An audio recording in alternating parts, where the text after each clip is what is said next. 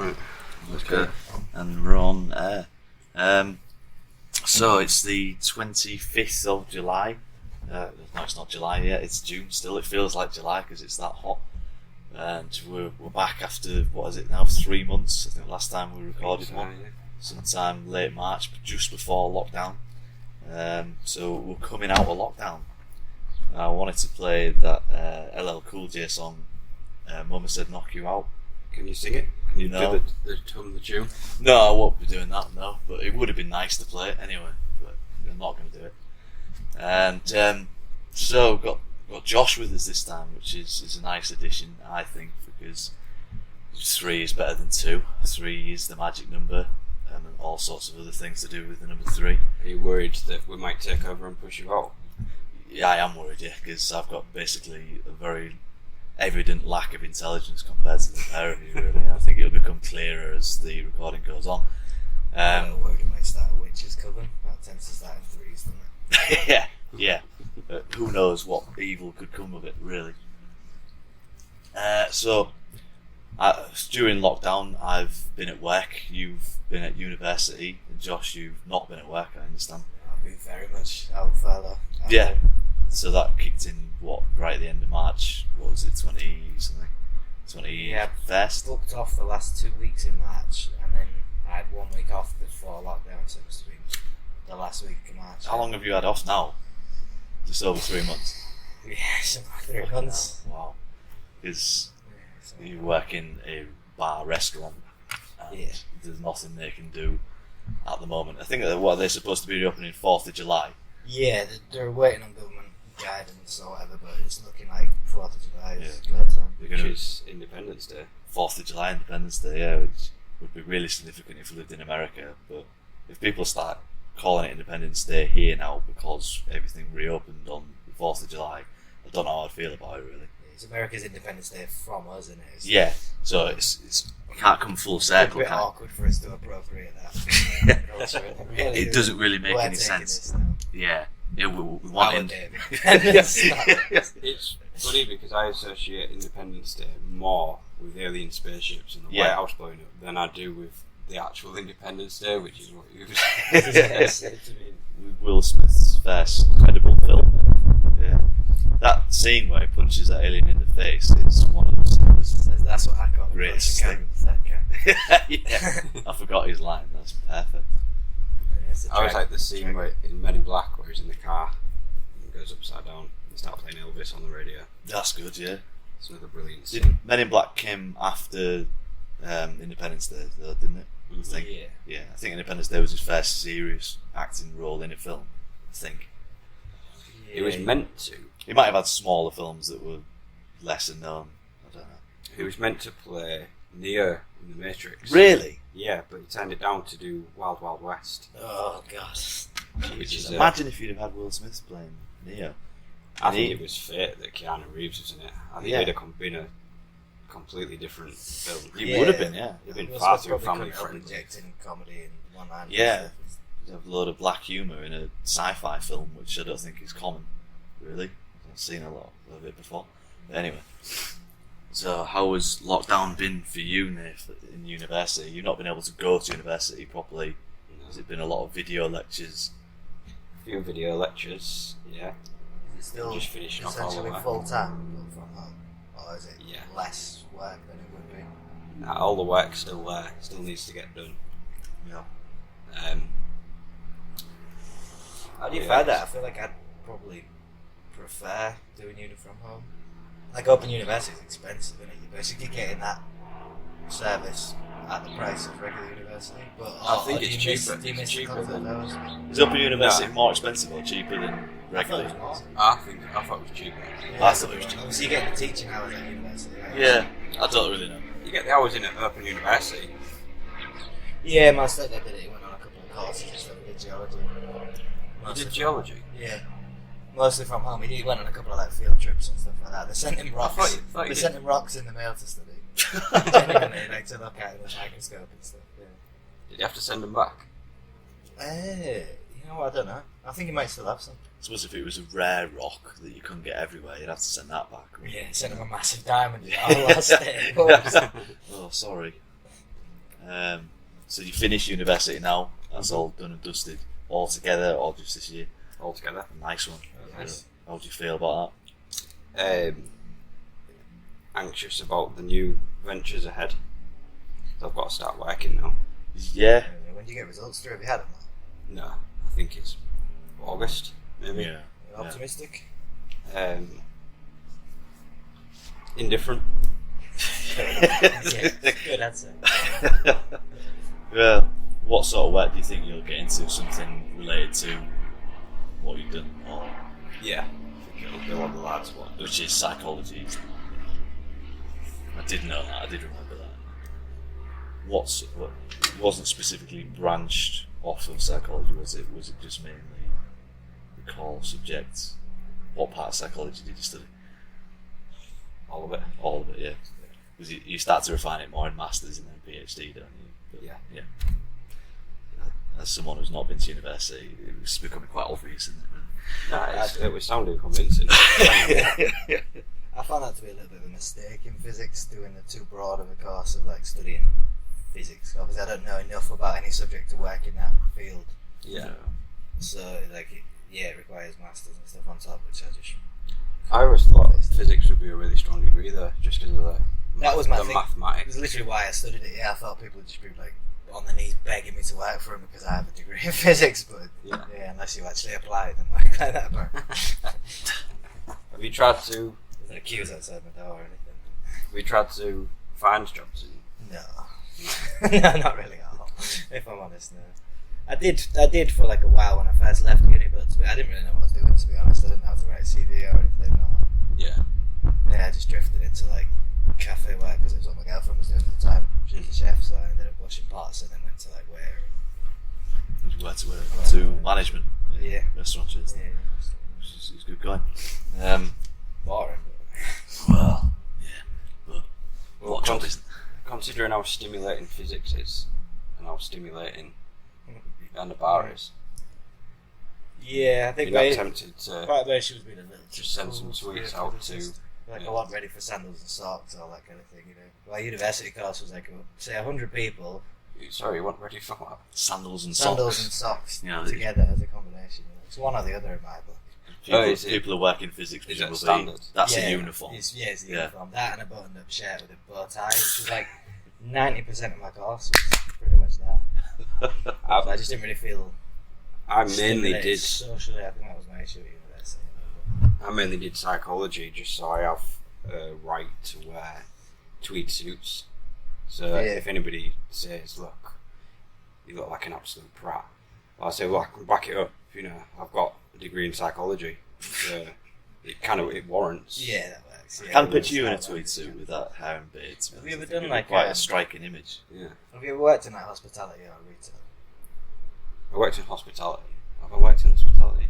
Like No, a I've worked bar in or kitchens. I worked in kitchens. I think working with the public is a good taste of. I feel like I've had quite a good taste of psychology by being a supervisor manager in restaurants. Yeah. I deal with a lot of complaints and like de-escalate a lot of situations. Yeah, I know what you mean. It's probably given me like a little insight, a little bit into. I'd give you a 'Cause good insight I- into I- social I don't mean to like psychology. put down the restaurants that I've worked in, but it's a lot of manipulation. Yeah. A lot of a customer is like angry and wants something in return, and I'm trying to give them as little as possible while making them feel like they've kind of won. Is that restaurant retail psychology? Is there a branch of psychology specifically about dealing with It's customers? marketing, you could Marketing argue, is psychology, yeah. Yeah, it's like psychology, really, isn't it? It's like how to There's kind probably of con people into buying what you want. a lot of bit, books or- written by awful influences authors who've worked in places like it who seem to think they can manipulate people and got so good at it they can write a book about it. Imagine those books, they'd be disgusting to read, I imagine. There's- How to take advantage of a customer. You're more into psychology than psychiatry. Which, Psychiatry is medical. yeah, as in helping helping an individual to get over problems or mental problems or whatever. You're not really into that. You're more A into studying psychiatrist rules. a psychiatrist is a doctor that specialises in medication that's aimed towards mental health. Always in medication, not like counselling and stuff. That's not psychiatry. No, Psychiatry is always medication. yeah, predominantly. Okay. And they do recommend like care plans and things. You know how Yeah. to move forward and the best course of action to take, but they also have the power to prescribe medication as well. Yeah, okay. So is a counsellor a psychologist then, as opposed to a psychiatrist, or is a counsellor? A counsellor is a talking therapy, so they are a psychologist, but they solve problems from a certain perspective.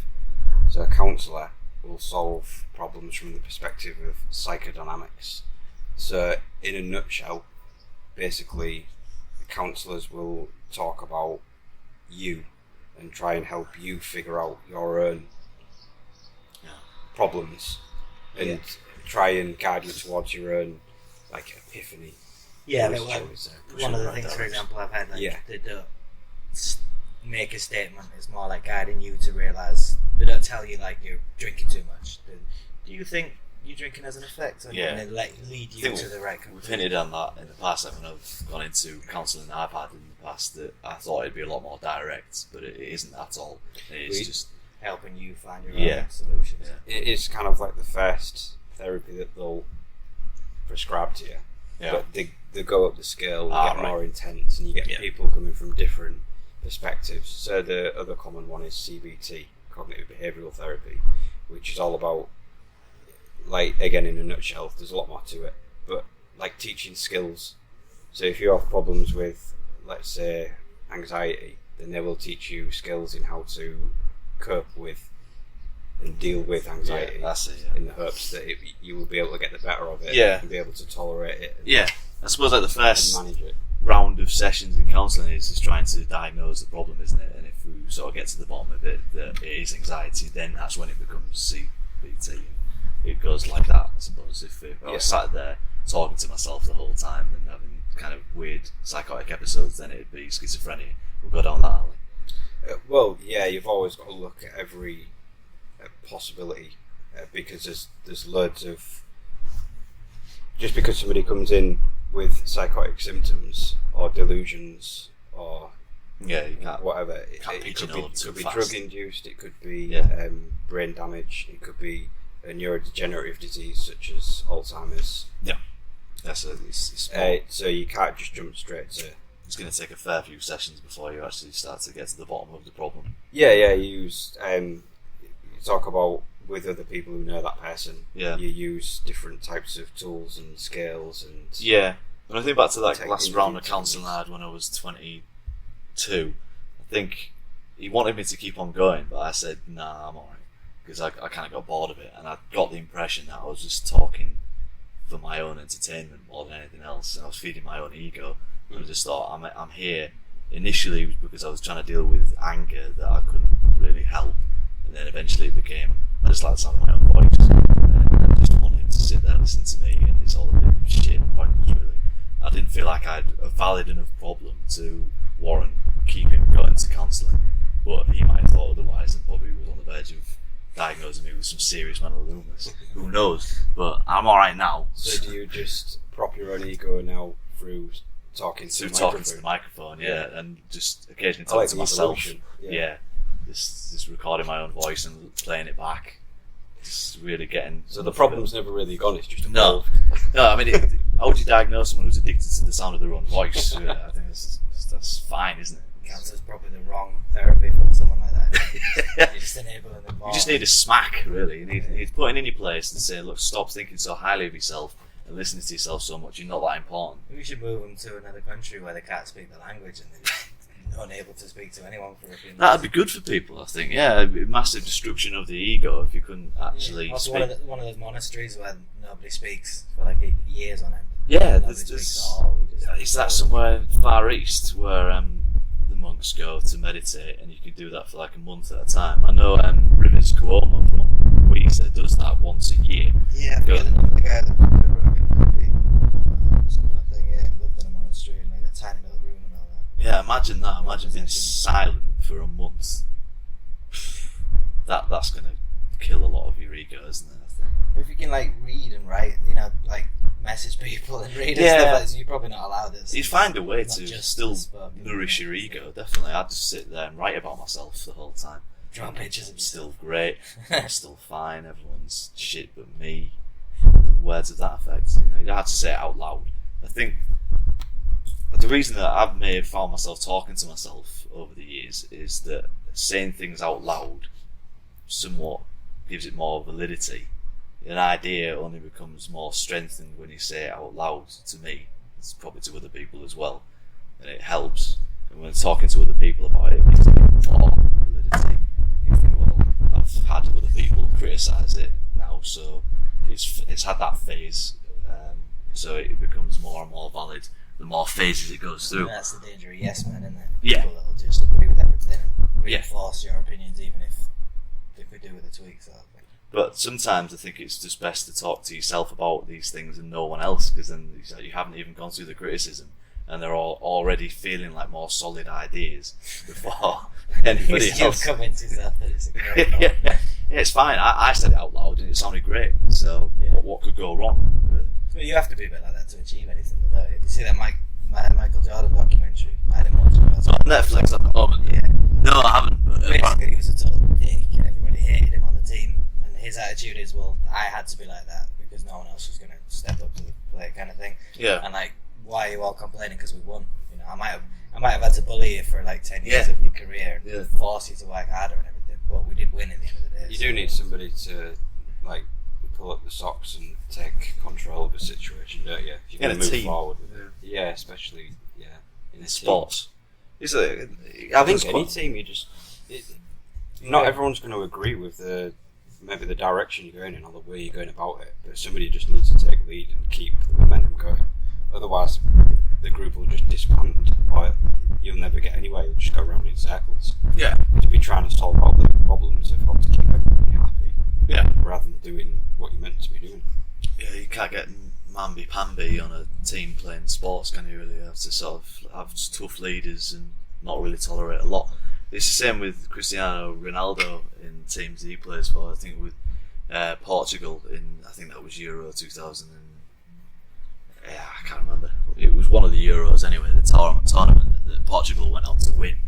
In the end, I think Cristiano got an injury of some kind in the final, and he ended up basically taking on the role of management, and he was just shouting at people from the sidelines and stuff like that.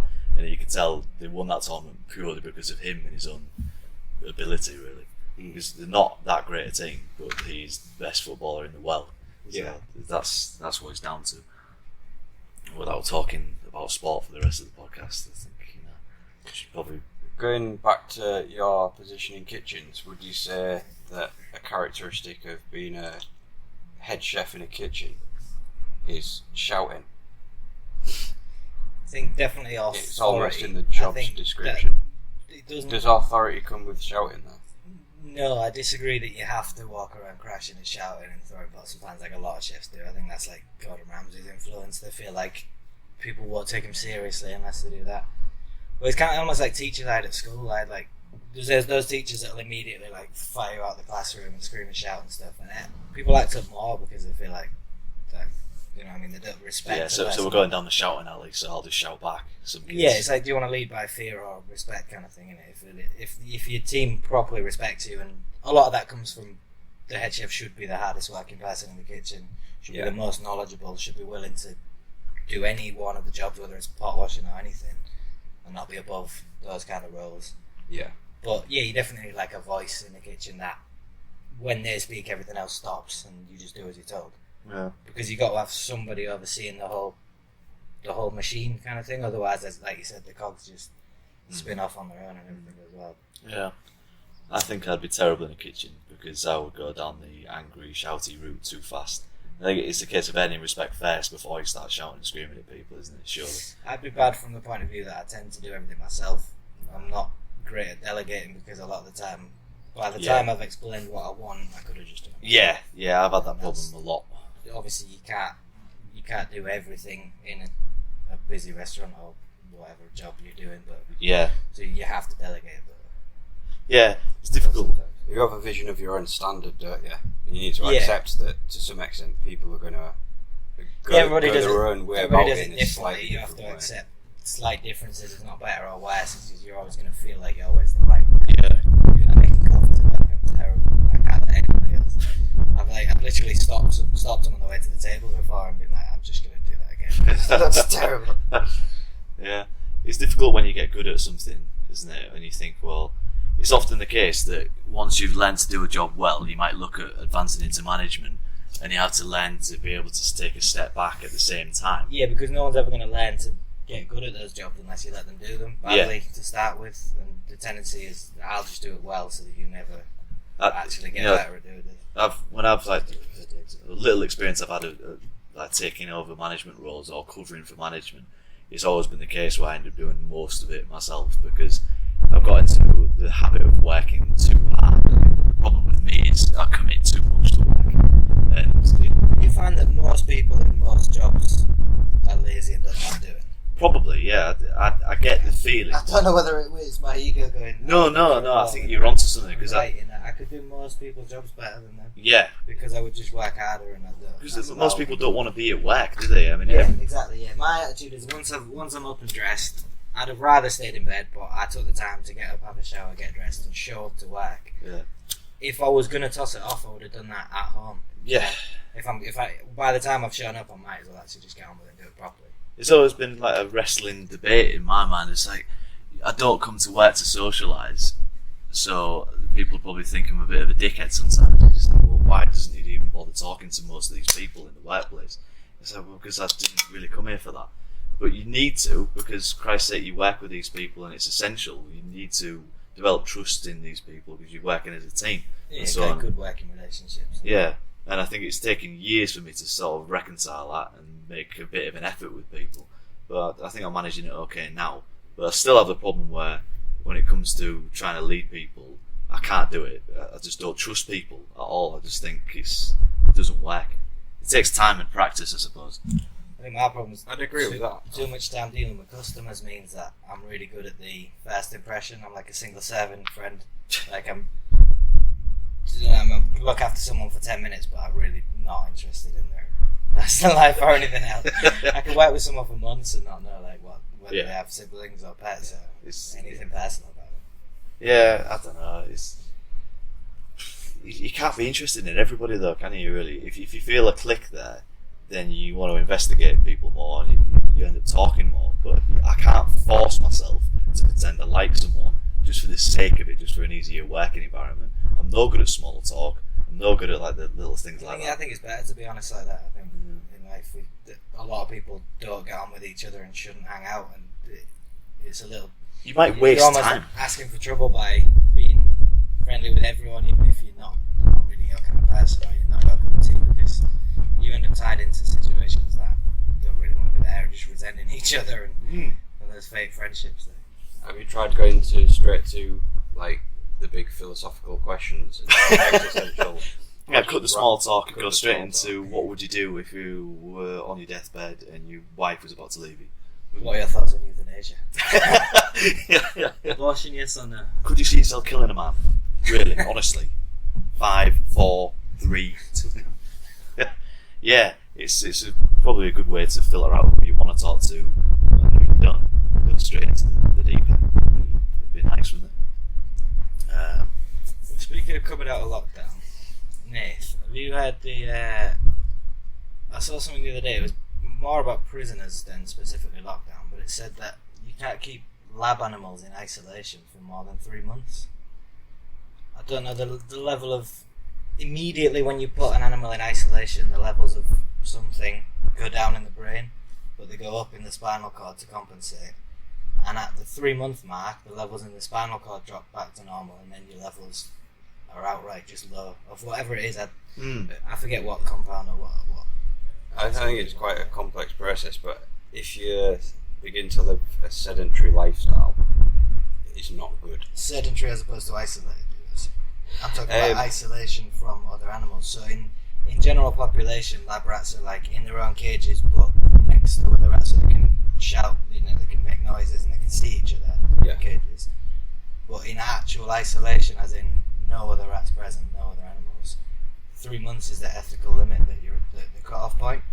I thought it was interesting that after 3 months of lockdown, as far as I can tell, statistically nothing's really improved, but they're letting everybody back out.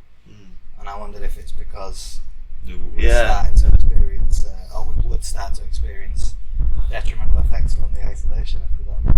I think it would, yeah. It's not good for people, is it? some people are more isolated than others. Some people still talk to the neighbours or socially distant. Yeah, the isolation thing. Everybody they can still get out and go to the shop. Yeah, and there's always been the case that you can speak to someone from 2 meters apart. Yeah. Kind of thing, and, you couldn't. But there are some people that have taken lockdown to the point of where it is basically like agoraphobic. You're not leaving your house for anything. Yeah, I think it'll take a lot to get someone back out as well. I think so, yeah. I think for some people it might have confirmed certain worries and anxieties. Like, for example, I've got auntie and uncle that are like in a vulnerable category due to disabilities, and they're talking about maybe like end of next month they might start going out on walks and stuff. For like, yeah, for people that would be vulnerable to the virus, it's going to take a lot to get them back. A lot of parents as well. You know, government saying they're opening school. They've had a lot of parents saying that their kids won't be going back until. I know people who've taken that attitude. It's understandable. I guess that's support in terms of parenting. Yeah. You wouldn't let anyone else say what's right for your own children. I don't understand that. Plus, it's like how many weeks have they got left of school now? It just seems pointless. I mean, it's good in a way because you think, oh, your kids have been off all this time and they're falling out of the routine and everything. They don't even care about education, some of them, because the parents haven't been able to substitute it with anything else. So it's just like, oh, here's a little reminder of what school was just before you go off for your 6-week holidays. It's like, we're going to cover as much as we can in a short space of time. Obviously, certain years have got exams and SATs and GCSEs and stuff. Yeah, it depends what year you're in at school, doesn't it? I think it's more important for some than others. But if you've got primary school kids, I'd feel the same. I'd be like, no, fuck it, just let them stay off school, unless you can't do anything about it. Depends, I suppose. But people who've actually been in proper lockdown, who've been isolated for 3 months, I dread to think what sort of fucking state their minds in. I mean, it was hard enough. I wonder if it's got anything to do with not the fact that people are protesting, but the style of the protest, how aggressive it's been, and But in America predominantly, or this country as well.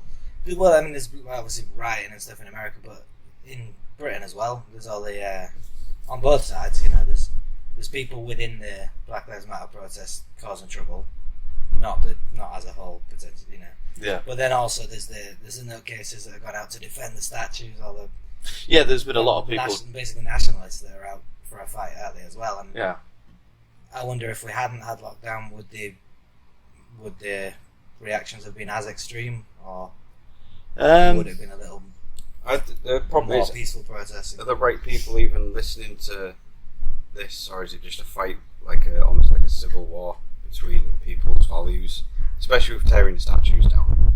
Is it just one group who have a certain perspective on history and think that statue shouldn't be there? Then you've got the people who firmly believe that it's in the history books, and to some extent certain statues do warrant being there despite the values of said person not being up to today's. I'm not sure about that one because I think historically yeah, but the it's thing not is like that it's not like that every act is just causing infighting between civilians, essentially, isn't it? Yeah, it's meant as something that's going to stir things up, and it's meant as like an instigating. But is that going to change anything? Well, statues probably not. But in terms of pulling them down, unless every statue that's ever been built is still standing, which it isn't, they get pulled down all the time because people move on and views change and that kind of thing. That doesn't particularly bother me. You think just let me get it clear, just what you were sort of saying at the beginning of this subject, that you think that lockdown has made these protests and riots worse? Is that? I'm wondering, yeah. So as we approach the 3-month mark of isolation, where people have become so scientifically heated. you see proper physiological changes. Yeah. I wonder if that's part of it. And that's sped up the process of bringing people out of lockdown a little bit. Yeah, I wonder that Or as well, whether it's a factor in pushing the end of lockdown. Or if it's just a coincidence. There's a lot of different things. No vaccine, anything ready, is it? It seems like. Yeah, I don't know. There's the isolation factor, isn't there? There's the fact that some people might not be using their time very productively. If you spend most of your time, so if you work full time and now you're not working, so you're on lockdown, and then you'd put all your time and effort into reading stuff online and getting into certain ideas, and you might just sit there over the past 3 months and just get more wound up.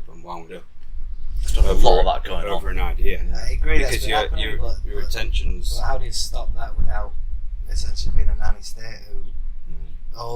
These people can't be trusted to have too much free time because they'll all lose it. We need to keep don't want too much information. We should get a bit more. Where are you going with that? Get a bit more North Korea about it and limit the internet a bit. Yeah, it sounds a little risky to me. I'd rather not have so much censorship and stuff. I'd like the idea that people could come to the right conclusion themselves, but evidence shows that's absolutely not the case with social media. Yeah, it's terrible. The freedom of information is misinformation flying around. Yeah. That people share without researching into whether it's factual. Yeah, I always thought it was the common understanding that everybody took what they read on the internet to be sort of debatable from the start, but more and more people think it's verbatim, it's all correct, and they shouldn't even deny it. Seems to almost matter less and less whether it's factual or not. The opinion's the important thing. A lot. I see it more and more on the news. They're like explaining factually what's happened, the news, explain objectively the story, and then start popping up like celebrity tweets. Well, Justin Bieber thinks it was outrageous. I don't really care. I'll make my own opinion. Just tell me what happened. I've got his album and I really like it, so anything he says on the matter is just, it's all I need, really. Iggy Azalea is cool with it. So, who do you trust? I love the way she shakes her ass on that video. So, what could she be wrong about? Yeah. You touched on the Black Lives Matter movement, and that's actually something that was inevitably going to come up, really. So it's obviously been a massive thing in the news for a long time now, and it's not really going away anytime soon. Just the other day, there was a match between Burnley Football Club and who the hell did they play? Doesn't really matter. But some Burnley supporters took it upon themselves to send a plane over the stadium during the match saying "White Lives Matter." I've heard this story. Yeah, just the other day, and that obviously attracted a little bit of attention from world news or the press. I don't know if it got to world news. Who cares? But when questioned about it, the footballers and the management said, it's a bit silly. We don't stand by what the supporters are doing in that respect. And I think the guy who flew the plane, or the people behind putting the banner in the sky, have been banned from attending matches now. And the management have said basically, we know White Lives Matter, but at the moment it's about Black lives. We're trying to raise awareness about black prejudice in this country, and that has gone completely against it. It's completely thrown it out the window. You've missed the point entirely. And I couldn't help but agree with that. I think, going to the length and the money and the effort to go and put that over the stadium during the match, it was pathetic, really. I think it was really not great. And it's a big problem with football in general in this country, and probably a lot more countries in Europe as well, where the supporters are inherently fucking racist and stupid and backwards. Obviously the protests that have gone on in London face opposition from a lot of people. A lot of those people were from firms, football firms, supporters all getting together, and even putting aside the differences between football rivalry, to go down there and protest against the Black Lives Matter movement, and ended up fighting with the police, who were supposedly on the same side as them, because they're saying, we want to go and attack these fucking idiots, or what we think are fucking idiots, who are saying Black Lives Matter, who are arguing with the police. And then you end up fighting with the police. So where's the sense in it? But that was inevitable, wasn't it? As soon as they all booked the fucking coach trips and everything and worked out how they were going to get down to London and do that, it was always going to be a fucking shitfest. A clusterfuck of nonsensical crap, really.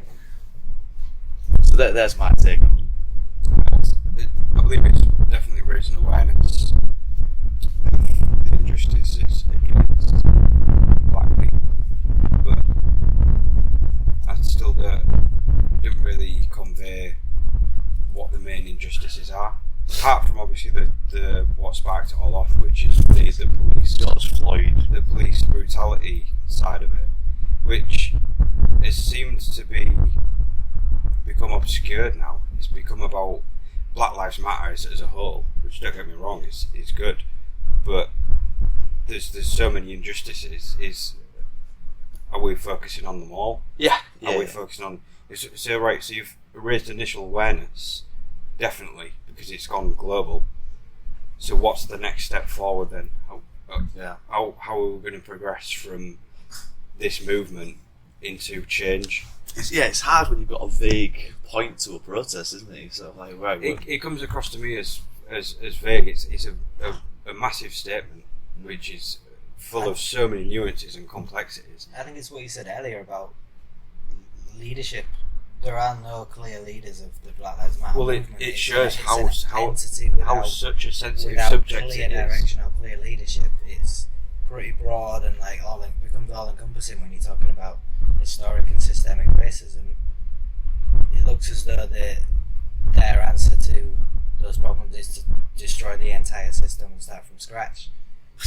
Yeah, it goes too far. Seems outrageous. It obviously fixed the problems that we have. There's no denying that there are racist police out there who need to be. I definitely think to start with a pinpoint focus on the American policing system. I think that be making reforms in the policing system would be an excellent start. Even if it just training. But if anything, that requires more funding. And what Black Lives Matter are talking about is defunding the police, taking away funding, which is only from my perspective, I think especially this is just solely in the American police force, and it's speaking from certain naivety because I don't have a full understanding of the American police force, but it seems that they're trained to approach problems, policing issues, with force. It's like they all get given a handgun as a standard issue, and that's the first port of call, even if it's over something trivial.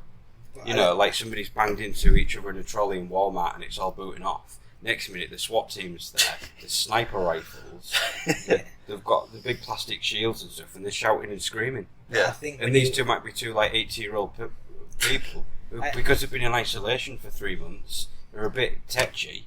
The gluten-free cheese owls. I agree, but there are that many guns in the general population in America that I think an American police officer, it doesn't need to be a standard process. It doesn't need to be the first port of call, does it? There must be a way of doing it and breaking it down so you have a first response police force. I think a lot of it who are focused more because the British police are more focused on resolving the situation, de-escalation, and understanding the context of it rather than come in guns blazing. Or batons blazing in our case, because rubber bullets or lasers or whatever they're using. CS gas, Christ. I think a lot of that comes from fear, though. If you know 100% that you're not in any danger, this person that you're approaching is not going to attack you in any way and is unarmed, you behave differently than if you believe yourself to be in danger. Yeah. So you're saying that some of these police officers always just assume that it will be a dangerous situation and approach it as such. I think that's a lot of it. They're that terrified of stories that they've heard and police being attacked in the past. Past experience. Yeah, they might know the police officers that have been killed on the line of duty, and it weighs on your mind. You might have kids and a family at home, and you're desperate to get back to them. You wouldn't take any risks in that case, and it's not justified. But I understand why a lot of the first response is to just start shooting before assessing the situation, because the alternative might be you losing your life. Yeah, I think the problem really begins at gun control in America, not necessarily defunding the police, doesn't it? I think once again, this has always been the British point of view, and probably Christ knows who else's, that if you took guns out of the equation, you'd have considerably less crime, considerably less problem. It didn't take a gun to kill George Floyd, it took a fucking knee to the neck. Yeah, so, you can't justify that with fear either, because the guy was compliant and laying on the ground, and there was no danger to the police officers or anything else. That was it. That was calculated. Yeah. So, but defunding the police, I mean, what good is that going to do necessarily? I think that people go on about how the money can be used elsewhere to do this, that, and the other. Not necessarily anything to do with the Black Lives Matter movement. Not necessarily going to improve race relations or teach more black history in schools or anything like that. The other side of that is the way the police have been so vilified at the moment. who will be applying for the police in the future, the next generation of police, most people wouldn't dream of taking on that job. Yeah. Realistically, people with mental health problems who crave control and power, Yeah, the people that dreadful drawn people. to that if the more we vilify the police. Yeah, there's no denying there's some people in the police force of, whichever police force you're talking about, America, wherever, that shouldn't be police officers, and there's no denying that. But from what I know of the training that goes into teaching American police, it's considerably less lengthy a process than teaching police officers in other countries. Yeah. I saw something the other day about how in Germany it can take like 2 or 3 years, and it's like a university course, basically. They're not repeatedly trained either. They're trained up to a certain level, they enter the police force, and then they're left learn on the job type of thing. Well, no, they're whatever skills they've developed in the initial training are left to just deteriorate because they don't practice repeatedly. They don't have like a once a week refresher training. So by defunding the police, you potentially making the training even worse, aren't you? I mean, for Christ's sake, it obviously needs looking at like it is now. Another thing I heard specifically is the pass rate for firearms training in American police forces is 15%, and 15% accuracy of shooting to get through the test. And if you fail, you do the test again and again until you manage to get 15% accuracy. Yeah. If anything, funding American police. In a crowded street is not good enough. For Christ's sake, get it right. Make sure you're actually training your officers properly first, and you're actually getting the right officers employed, because clearly you're employing fucking racist maniacs that go and put knees on necks and kill people. Yeah, but does it come down to if you start a new job, that philosophy that's already been created, that mentality, is going to be like, for lack of a better word, like gifted to the newcomers who are coming in. So if the general mentality is like, well, this neighbourhood and this neighbourhood, if you ever find yourself in those neighbourhoods, shoot first. Draw your gun, shoot first, think second. And then, if some of these neighbourhoods are predominantly black or certain minorities, then does that feed into this idea that there's like, well, because this neighbourhood is low on the social mobility scale, socio-economic scale, and then you just assume that that race or those people, whoever it may be, they are associated with crime. Yeah, they are in your mind like the lowest form, and then you discriminate against them. It can begin anywhere in your job, can't it? You begin with the most purest of intentions in the job, and you think, well, I just wanted to be a police officer for all the right reasons. But then you're assigned to a neighbourhood that is consistently associated with black crime, and it's not saying that all black people are criminals by any means, but it just so happens that in that neighbourhood, most people that commit the crime happen to be black. So you develop an idea of black people. So basically, over the course of maybe so many years or decades in that job, it could just drain your faith in that. And unintentionally, you become prejudiced, and you think, well, I don't necessarily want to think that way about black people, but the majority of black people I deal with happen to be criminals. So through a sheer volume of experiences. And that's by no means should it tar your idea of every single black person out there. Yeah. But if you're a police officer and day in, day out, you're arresting black people for drug crime, for knife crime, for gun crime in America, in this country, anywhere, it's going to cement an idea in your head, isn't it? And it's not right. You should always be able to take a step back and say, look, that's not the people as a whole. It's just where I work and these people specifically. Yeah. But it's hard to say where the problem begins and ends, isn't it? I think. Yeah, because the argument then is, why are a lot of neighbourhoods that are ridden with crime and poverty predominantly this is an interesting filled with people, point. Minorities, black people, especially in America. It's they basically still have ghettos, don't they, where people are living in extreme poverty, and there's a lot of crime. And there are white areas like that as well, obviously. But yeah, the argument is a lot of that comes from previous racism and previous policies in the past that segregated people. Yeah. But do you believe? I'm going to move it away from predominantly black neighbourhoods and just to poor, impoverished areas. In that area, do you think there's any argument there's always an argument in, well, are they facilitated enough? Do they have the opportunities there to move up the social ladder, get, Yeah, you're at a disadvantage by simply jobs, living there, right? Better education. But is there any argument to say that do the values that are possibly instilled in that neighbourhood, due to maybe the mentality that it's better off to get into drug running or drug dealing, that it's almost self-perpetuating and that neighbourhood's kind of hating itself almost by feeding in these negative values and ideas. So it's the people that are almost restricting themselves to a certain extent. It's difficult, isn't it? From being able to take on these opportunities. I think the advert came out for it was in Brazil where they was trying to get people to stop people going into gangs. So it's such a strong motivation because I suppose they don't have as much facilitation there, so it's an extreme end of the idea. But it's just an assumption if you're from that area and you live in that area that you will end up in a gang.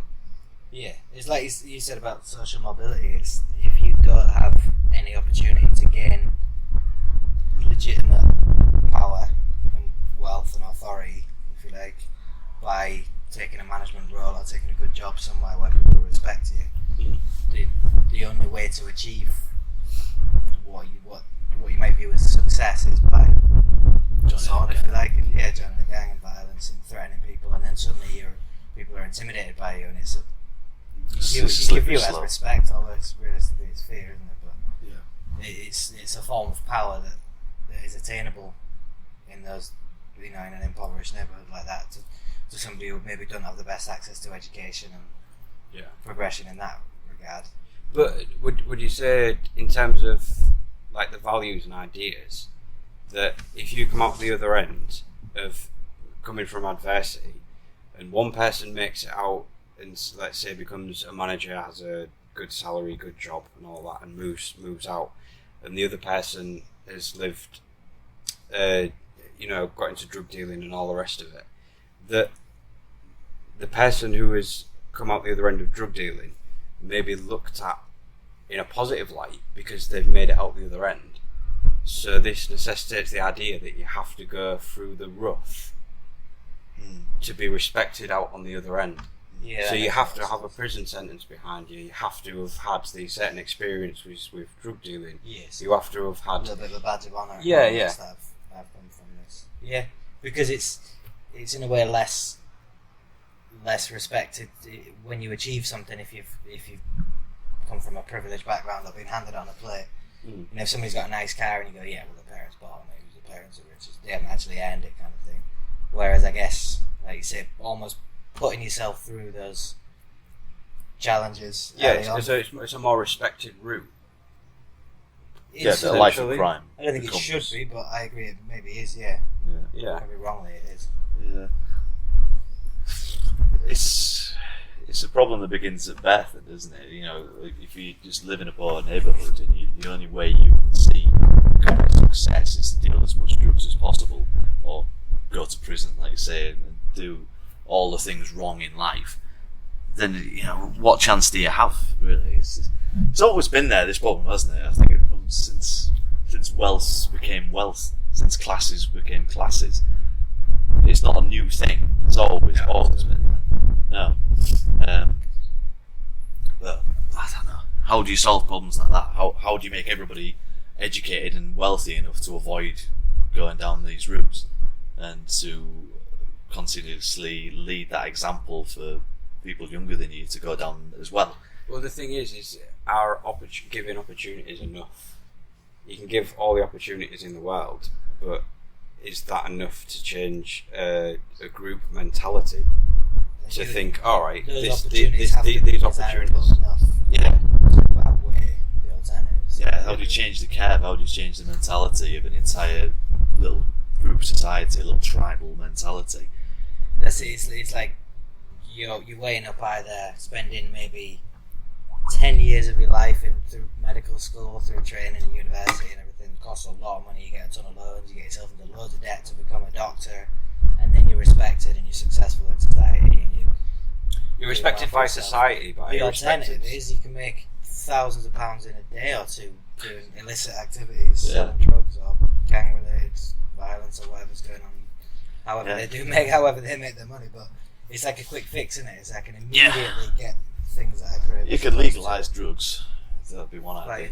But I think people need struggle in life. I think handing everything on a plate is a dangerous way to achieve anything. I think you don't learn lessons doing that. As long as everybody's got the same opportunity to reach that level, then as long as everyone's got the opportunity to become a doctor. But then everybody's different, so not everybody wants to be a doctor, you know. Yeah, but at least the opportunity is there. There's the least amount of barriers possible there in your way. Yeah. If that's something that you want to become. Although I think that's a slippery slope as well. Like in terms of some people are naturally gifted in medicine and academia and would be far better doctors than other people. I think those people should be selected out by the system. It's not based on race or class or anything else, but purely on merit. I think it should be a selection process, and if you're like a practically minded person that would suit back up in a mechanic or something like that, and you just that's what the education system's about, isn't it? How sensitive? Then I think you shouldn't be encouraged to. Like I think when we were young, there was a real push for everybody to go to university when we finished school. Yeah, but I'm not talking about a push. I'm just talking about the opportunities being there. Yeah, and getting the barriers. There's no advertising it. It's just like student debt for one thing would be an idea, wouldn't it? I'm all about that one. Yeah. Well, like I said, I'm saying when we finished school, college, everybody was expected to go straight to university, and I think that's not the right alley for a lot of people. No, like some people needed a push, and good that they were thrust into university, but other people I think this would have been better on maybe apprenticeships or practical type of. Yeah, but university didn't have to them always like seen as the most successful route. There's apprenticeships that can get you a lot further than going to university. That's what I'm kind of saying about equal opportunities, though, is that everyone should have equal opportunity to do whatever they want and whatever they're almost like suited for. But I think, for example, like do you hear like is it Harvard and Yale having to tweak their entrance exams to include like almost like personality tests and like social skills, if you like. Rather than just pure academic. Because if you go on pure academic results, you're 100% Asian in the university. I noticed that. Yeah, the percentage of people in those universities are dominantly Asian, aren't they? Yeah, they just are more. And it's academically driven. The argument, like they've literally been changing the entrance requirements to make it less favourable for Asian students who are purely academic and don't have skills in other areas necessarily. Yeah, you try to include more broader entrance subjects like do you like Pokemon cards? No, I'm still Asian. Do you occasionally smoke cannabis? What kind of clothes do you wear? Do you like loose clothing? Exactly, but I find that a little bit, I don't know, troublesome. I think. Do you think it should be only Asian people in top American universities? No, I just think it's purely on merit. I think if it just so happens that all of the smartest people, the people who perform best in this entrance exam, are Asian, then it's not an issue to have all Asians in the university if they, as long as everybody was allowed to sit the test. Like you said, equal opportunities. Everyone should sit the test. It's only dictated by the test, then, isn't it? So you're going to get, like, obviously it's going to be like homogenous. So you're going to get all these Asian students dictated by this one test. But does that not? I'm not saying because they're all Asian. I'm saying because of the test. Does the test make the job stale because the ideas are dictated by the test. So if you've got favours a certain if you've got a broad test which accommodates a broad spectrum of people, you've got far more ideas. If you're gathering people from all into the social economic scale, all of roughly the same academic level, who have maybe specialised in different areas as well. I agree in terms of wider society and debates, you need all different points of view, that kind of thing, but in terms of an aptitude test for a particular skill for entrance to a particular course, I don't see an issue with it. Yeah, but what if there was a massive shift in that job? Like, let's say dentistry, there was a massive shift towards, like, physics for some reason. And then there'd be a change. A lack of that expertise in the dentistry industry. But then there'd be a subsequent change in the test, wouldn't there, at the beginning? Yeah. To get in the route of dentistry. So, how are you ever going to know that you need physics in dentistry if you've got this one test having the same people being fed into it? Yeah. Because it's not going to promote that change. You'll never see that change. I agree where you're coming from. My point is more about deliberately diversifying workplaces and universities, that kind of thing. If you can prove to me in testing studies that men are better at a particular thing, or if you just have a generalised entrance exam or requirements test, if you need to be able to bench press a certain amount of weight to get into dentistry, yeah, right. You've got to pull out teeth so with your hands. If we want a lot of hinged dentists, and if we say you need to be able to bench 100 kilograms to be a dentist, 10 reps, 100 kilograms, most of them are going to be male. Yeah. And that's not a problem for me. As long as females are allowed to sit the exam, if a female can lift that weight, by all means she can become a dentist. The weight's not a problem, or that. The fact that you would the resulting fact that you would have a 99% male dentistry workforce. If that was actually a requirement for dentists to be a good dentist, you had to be good at bench press. Then I wouldn't mind. Yeah. Most dentists being male is my point. Yeah. I think a lot of the time they're like, the modern argument would be, oh, we need more female dentists. But if you have to be able to lift that weight to be a dentist, then most females can't. If it's at risk of employing more people who can't do the job as well. And that's where I'm going with the, Asian students at Harvard. If in tests an Asian person is, it's different with universities. I wouldn't try to employment. I feel like you're trying to force in less smart people. To get university is different to employment, isn't it? Whereas you want the smartest people in the world. Yeah, but it's what diversity can do for that job. There's very few jobs that are so specific in their requirements that they basically shut out majority of people. But yeah, every job pretty much can benefit from people from so many different experiences and backgrounds. Usually, yeah. But if you've got case by case study on a job, and we've employed this number of people from this gender, this number of people from this ethnic minority, whatever, and evidence has proven that this particular sort of people are best at this job over time, and that's why they get the job and stick with it, and that's who we employ, and that we've got all this evidence to back it up. And you're going to sit there and say, well, yeah, but you still should have more of a diverse workforce. Even though you've got the evidence to suggest that these are the people who are mostly suited for the job. I'm saying opportunity for diversity, not forcing diversity. Yeah. I'm not saying I'm not saying you have a set idea of diversity and then fill in the quota for it. I'm saying you have the opportunity to have diversity. And if that opportunity never comes to fruition. But that's what I'm saying. So take the Harvard exam example. Yeah. If I'm the head of Harvard, whatever, and you think, oh, I really could do with more black people in whatever, that only applies, I think everyone should be able to sit the entrance exam. But, so, as the head of Harvard, you can't go, well, black people tend to be tend to perform worse on our test than Asian people. So we're not going to bother we're not going to bother interviewing a black person because we only want Asian because they're the smartest. My point is, interview everybody, give everybody the test, but if Asians perform better in the test, then just let only Asians. Like, yeah, but is the test of current academic level, or is the test of potential latent ability to learn?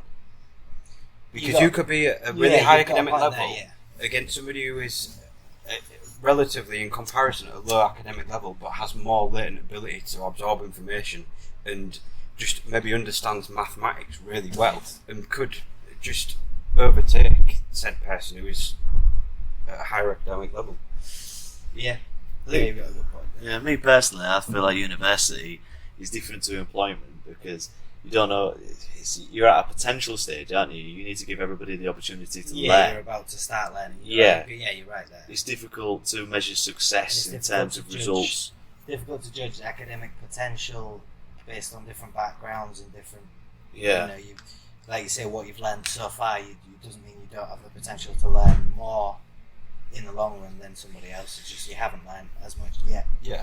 So I get where you're coming from. So you can have people through two different routes, can't you? You could have somebody who's gone to a private school, had parents who are extremely that push the academic side of things, and you could have somebody who's gone to a very poor performing state school who's never really had those good opportunities, but they've come out the other end with different academic levels, but yeah, how do you measure them equally? Their latent abilities could be. You come from a fairly good background educationally, so your results reflect that. Whereas you have done very well, but not as well as the person with a better background. Yeah. But you've had a worse background, so this brings background. a question of into tests. I suppose it loops back round to that. It comes down to, is a test a true reflection of anything? Yeah. Difficult, isn't it? Yeah. When you consider that. Yeah, you're right. It's arguably not. It's only where you're at right now as opposed to what you can achieve. And especially from an education point of view, you might change my mind there, to be honest. Because, as you say, they've got 3-4 years to develop. So yeah. You say it's hard to measure the success long term, isn't it? Where they're at now, it's more what they're capable of learning and how they can absorb information. You can see results directly with employment. You say, look, they've been able to comply with the job and deliver results because we've employed the right people. Whereas in education, those people have gone on to get good results, but who knows what other people could have gone on to achieve if given the opportunity. It comes down to homogeneity, especially in politics. So the idea that it's always white middle class men in politics, they've come from a certain background with certain ideals and certain values. Even a certain accent. And it all feeds into the political ideas that they have when they reach a job in politics. So, but when you get people coming from more blue collar working class backgrounds, they have different political ideas which are just as valid and can be just as revolutionary. But you never hear them ideas if those people never have the opportunity to reach politics. Yeah. So if anything, I think politics should be the most diverse job. It should be, definitely, hence the success of Nigel Farage. To represent the entire population, you need a good cross-section of the population. Hence the success of Donald Trump. People are sick of the stereotypical politician, aren't they? They want something that speaks for them, that seems different from the norm in terms of a politician. They want somebody who's loudmouthed, speaks for the little man, makes you down the pub, and isn't afraid of what to say. I think that's a lot of that's because left-wing politics has failed so watered down by extremism. Yeah, but it goes back to leadership, doesn't it? It seems like the right have a solid leader. If we could go on the British side of things, it's as sometimes the Conservatives have tried to be pushed to, they have a certain idea and they're leading in a certain direction. Whereas the Labour, especially in the last election, it's like they didn't know whether they was coming or going. And people wanted a clear direction. Yeah. And that's what the Conservatives specifically about the Brexit. Because it was always saying Corbyn didn't know whether he wanted to be in the European Union or not. You're running an election with the idea that, I know all these people voted to leave the European Union.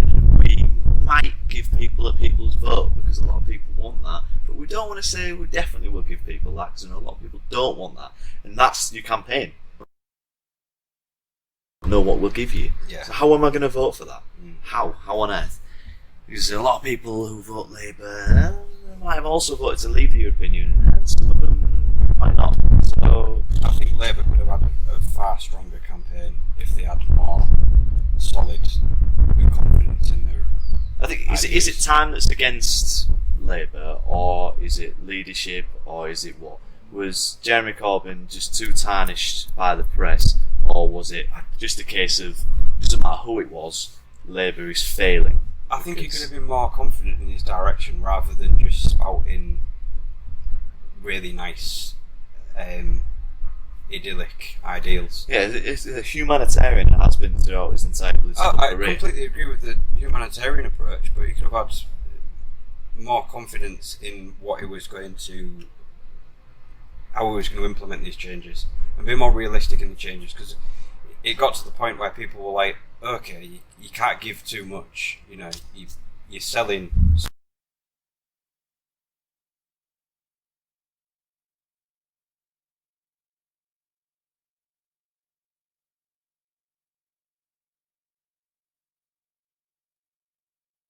What's the thing? Well, I've nothing to complain about. It's like, oh, this is so good. The manifesto during the June 2017 election was somewhat far-fetched. The manifesto in the December 2019 election was just radical, just insane. But you could argue that the Brexit vote in the 2016 referendum was pie in the sky and fantasy work. But people bought it and people wanted it. And it's funny how people can buy into certain fantasies about political change and not others, when some seem more realistic than others. And what the Labour manifesto was doing was trying to say, we're just going to try and distribute wealth a lot more. And everyone just goes, no, communist, no, what have it. I'll happily leave the European Union on the idea that I can grow my own veg and have my own food, purely British, and have none of that fucking European influence anymore. We can all be self-reliant, we can all be happy for it. But the moment you start sounding like distributing wealth is the right idea, you're a fucking commie, and I want nothing to do with you. I'm not interested. And it's bizarre to me. But it's a long, slow time, isn't it? It's not just about the leadership, it's not just about how people felt at the time. It comes in waves, doesn't it? You go through Conservative Parliament, followed by Labour Parliament, followed by Conservative Parliament, and sometimes one lasts a long time and another one lasts a short time. In recent times, it's been somewhat more appropriate for a Conservative government to run the country based on what people want and what people feel the current mood is. It's consistent, and now we've got such a heavy Conservative majority that was voted by even the working classes in massive majority. They think, well, fucking hell, where did the problem begin? Again, it can't just be Jeremy Corbyn. Surely it was more than that. It began before that. It did start with Ed Miliband eating a fucking bacon sandwich badly on a train. You know, where did it begin? Well, it was quite a bohemian character was Jeremy Corbyn, wasn't he? It was quite easy to label him as a hippie. Yeah, a friend of mine said, imagine Corbyn sitting in a room with, walking into a room with Vladimir Putin with his tie all dishevelled and coffee stains down his shirt. Like, Putin's going to absolutely rip him apart. Yeah. Because he's actually comes across as genuine, Jeremy Corbyn. But it's too nice for the world stage. Yeah, like, who do you want speaking for you and negotiating for you? You actually would want a shrewd would you want salesman type who's going to fucking screw over the rest of the world. Messy head pillock of Boris Johnson to go along to go meet Putin. I can't even picture them in the same room.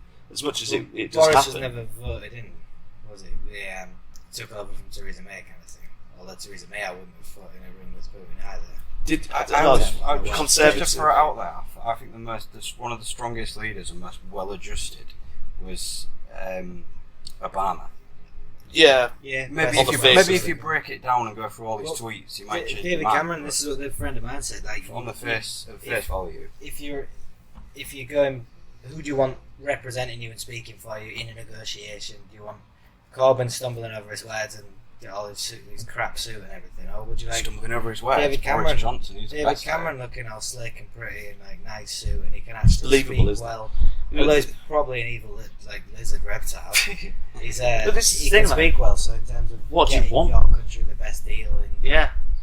What do you want from a politician? Do you want to continue with the norm and just say, we'll have a man in a suit that looks the part, talks the part, well educated, or do you want someone who maybe sounds a little bit more believable? Yeah, but clearly people don't want that. Real person. Politics, people don't trust the idea of having someone a little bit too much on the left and a bit of a hippie. Someone who's a bit controversial, might have smoked a joint once and all the rest of it. But David Cameron probably smoked a joint or two in his time.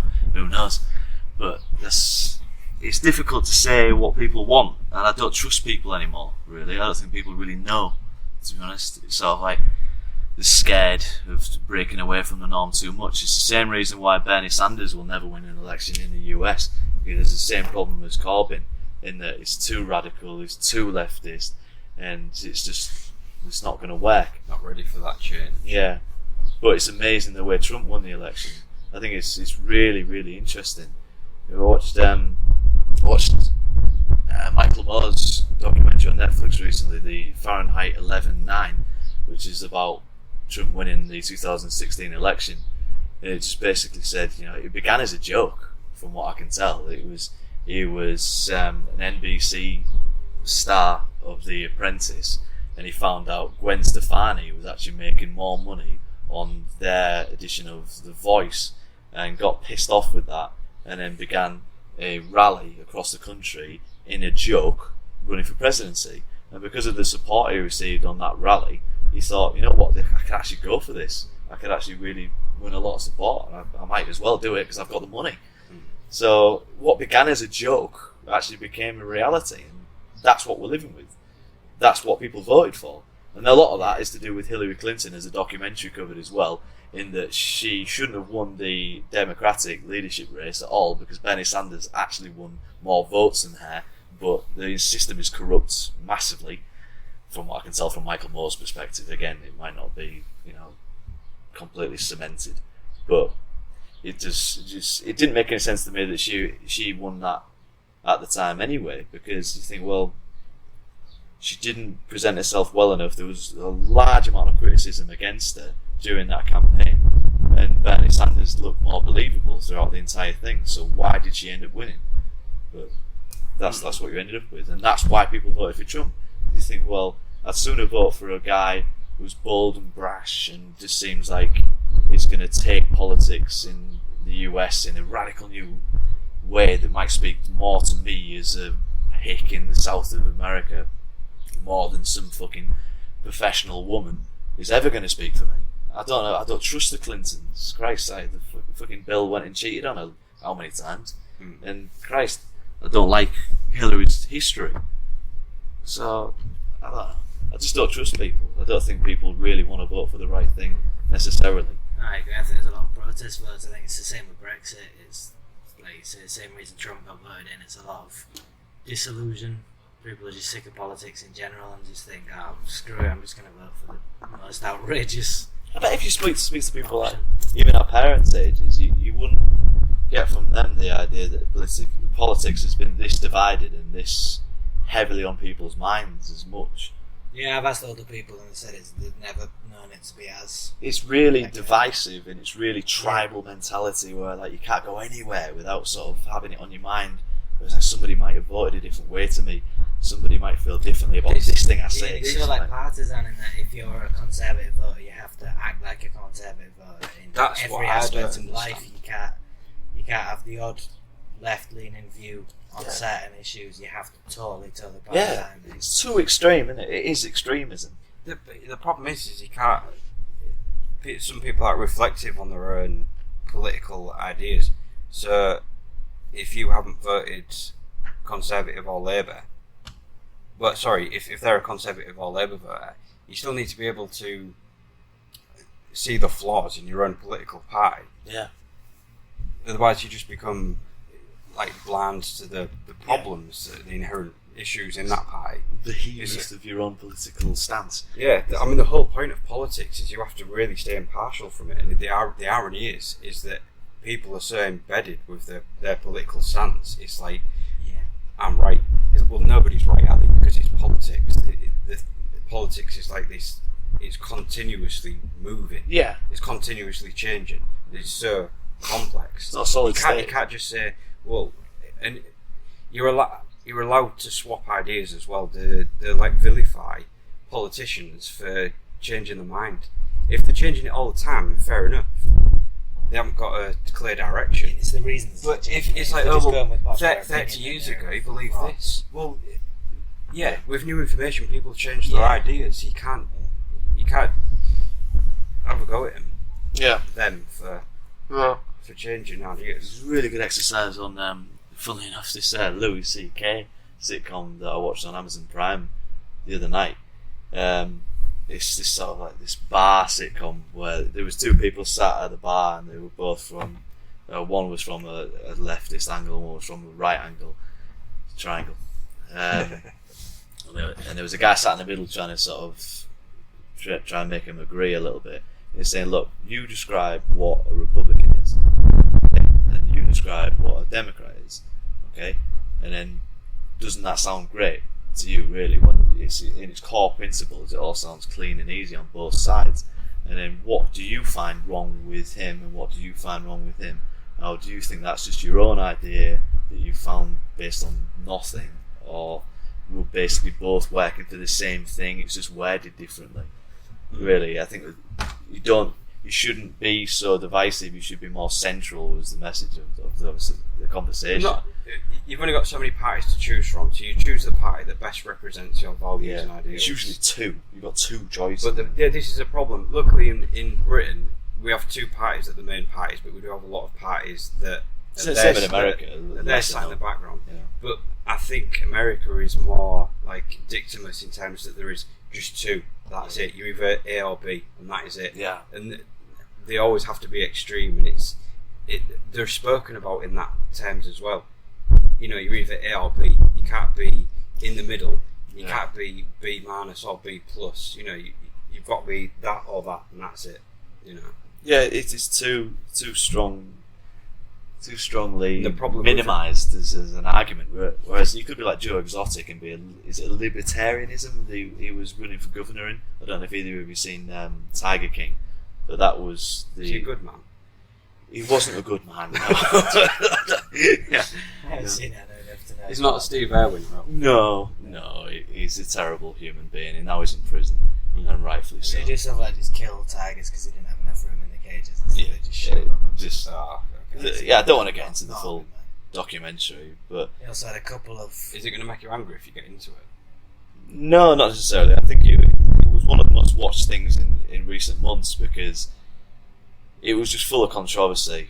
But the main point of what I was saying is that at one point he ran for governor of the state, I think, and it was some southern state, I can't remember where exactly, but he didn't know anything about politics, but his politics turned out to be libertarianism. And this is what his campaign manager he appointed was a guy who worked in Walmart, who ran the gun section, believe it or not, and he happened to talk to him a lot because he bought a lot of guns. So Shooting tigers. yeah, and he knew a lot about politics, and it just so happened that he felt the same politically as well, and it was libertarianism. And when you look up libertarianism, it is just a case of we don't want any laws, we don't want any governance whatsoever, we just want to be able to do what we want, and that is the freedom of America. And that sounds great. And it made sense for him to lead a rally in that direction, because you think, well, yeah, you're a lunatic who owns a fucking zoo full of tigers that shouldn't even be there, and you want to shoot your gun off wherever you like and potentially kill someone. Because a lot of the theme of that documentary was that he had a vendetta against this woman who owned another zoo called Carol something or other, and they constantly fought with each other all the time, and he was literally across the road as well. I think she lived in Florida and she lived in another state, but they weren't far away anyway. Carol Baskin, yeah. And he was constantly on about killing her. So I think if he'd won that he'd been able to be the governor of that state, he might have gone and actually killed her in the name of his own politics, which is an insane idea. But that is another alley that American voters can go down. They can go down the crazy alley, which a lot of them will probably really get into, I imagine. So as much as it looks like a two-party system in America, there are more than you think, but they're just too radical and too stupid to give any credence to. Yeah. I think it's so ironic, these Americans and freedom, because they don't have any freedom. They're bound by insurance. They're bound by this, like an extreme capitalist system, where everything's about suing each other and like pointing each other out for the smallest of things. So there's no freedom in that. There's no freedom in their, even though you did mention there are other political parties, there's no freedom in their political choice. Not really, no. You've got two parties to choose from, that's it. If you vote for anything else, you're throwing your vote away. Yeah. Is that the green party in this country? So where's the freedom then? Yeah, it's funny how it's like, we can own guns. That's the best freedom they've managed, isn't it? It's crazy. That's freedom, is it? Yeah. I don't picture myself sat there with a gun when I talk about freedom at all. It's usually on. Is that like a subtext for being able to say I have the freedom if I wanted to go out and harm anything, any living creature? Apart from bacteria, I don't think guns work too well. Shoot a little petri dish. Maybe there's some people that have tried to kill coronavirus with a gun. Yeah, I can imagine that's gone on quite a bit. Actually, the argument for guns is kind of like romantic, and it's like it has a certain appeal when they say, like, you know, the government have guns, the people who rule us have guns. What if they kind of isn't that why it was written into the... We should have our guns to be able to defend against them, kind of thing. But yeah, it's like very early in America's history, like the Second Amendment, because the government was literally a ragtag band of, like... Wasn't it so they could overthrow the government? Like I say, it's in case your government turns totally tyrannical, you actually have the power as a people. But that's never going to happen, is it? Because in this day and age, you wouldn't have stopped. They've got the police. Outdated. Even if the whole country tried to storm the White House, I think, unless you had a military all coup. Those soccer moms are keeping on to guns because my right to defend myself. Like, I'm sure a fully trained military dude in a helicopter with a Gatling gun is probably going to get the better of 30 dudes with handguns. At least I had a chance to shoot off a few rounds. At least I had that opportunity. But it is crazy. But having never lived in that circumstance, though, where you've always had a gun and you know it to be just pure and right and down to who you are as someone who's living in that country, you can't necessarily say how you'd feel. I think, well, if you'd have been born day dot with a gun in your hand, like I said before, you know how babies should be issued guns. Imagine someone trying to take it away from me now, and you're like, well, I've always had a gun. It's just what I know to be normal. And if you take that off me, I feel unempowered. I feel unsafe. Like, Christ, like you say about the law enforcement coming down your home if you do something wrong and they've got a gun. You're like, oh, fucking hell, they could kill me. I've got a bat, but I'm not very good with that. So you don't really know. You haven't got that perspective. I think it'd be interesting if you only lived in America, you were American. But surely, just from our perspective, it's always been a case of, why the hell have you all got guns? You're all killing each other. School shootings happen nearly every week. Well, this is the thing that's ridiculous, isn't it? This is the argument that never really gets taken on board, is that there's more accidental deaths or murders rather than... more likely to be killed by your own gun than the facts are in front of you like that as well. They set up a pop-up shop in New York, and the dude that was running it was who did the voice for Michael on Grand Theft Auto 5, if you've ever played it. Yeah. So the dude that did the voice, and he looks exactly like the character in the game as well, because he used they modelled it on him. Yeah. Anyway, he's in this gun store. He's got shed loads of guns around him, and people are coming in and like just striking up conversations. I'm thinking of getting a gun, protection and all that. But each and every gun that he's got in there has a backstory behind it. So he was like, oh yeah, do you want this so-and-so Barrett? Yeah, it fires so many rounds, it's got this clip. He says, do you want to know the story of it? Oh yeah, go on then. He says, oh, well, a mum was carrying it in the mall, and her 3-year-old son picked it up and accidentally shot himself in the face because the safety went on. Do you want to buy it now? No, not really.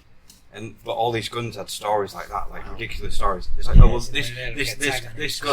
this gun, a person used it under the influence to murder their parents. Do you want to buy it? No, of course I don't. No.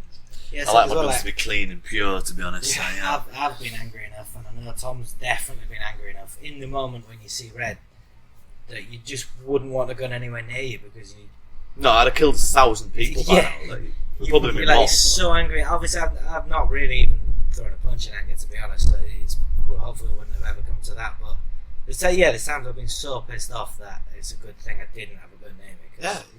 You might just lash out for a split second and then think, what the hell have I done? But it's far too late because the option's there. It's like you've got your gun in your fucking pocket, for Christ's sake. It's on your holster on your belt. Imagine that. Imagine there's now road rage, someone cuts you off in traffic, just shoot out the tyres. Guns in the glove compartment. Becomes so normal, isn't it? It's just crazy. Crazy to think of that being the norm. I suppose if you live with it your entire life, you think, well, here's the risks. And I read the news every day, and I'm aware that people die because of guns. So I'm not stupid. I'll take my gun places should I need it. We get into a confrontation. I don't want to use it, but it's there just in case it's me or them. I'd say like the only time I'd really justify it is like if you live in the wild somewhere like Alaska where there's bears everywhere that might attack your family, or packs of wolves running around and stuff like that. Yeah, I'm gonna. Hunting's a big thing in America. In terms of shooting a person, very few situations like that. Even if like someone's broke into your house in America, it's just like blasting them. Realistically, it's probably either an addict or is like desperately poor and like. Obviously, chase them out of your house and like whatever, but just, I don't know. In terms of killing that person, I don't think you can be judge, jury, and executioner on that one. I don't think it's death penalty breaking. The thing is, even if you buy a gun for, like I said, we just mentioned with that pop-up shop, and this woman came in. I wasn't going down the wrong route here. Anyway, say a person comes in and is like, right, I want to buy a gun for protection. All right, you ever had a gun before? No. All right, here's a gun. Sell you gun. Somebody breaks into your house, you pull your brand new Desert Eagle and blow a bloody hole in some dude's head who's again it could be anybody breaking into your house, not just a dude, but you put a round in their head.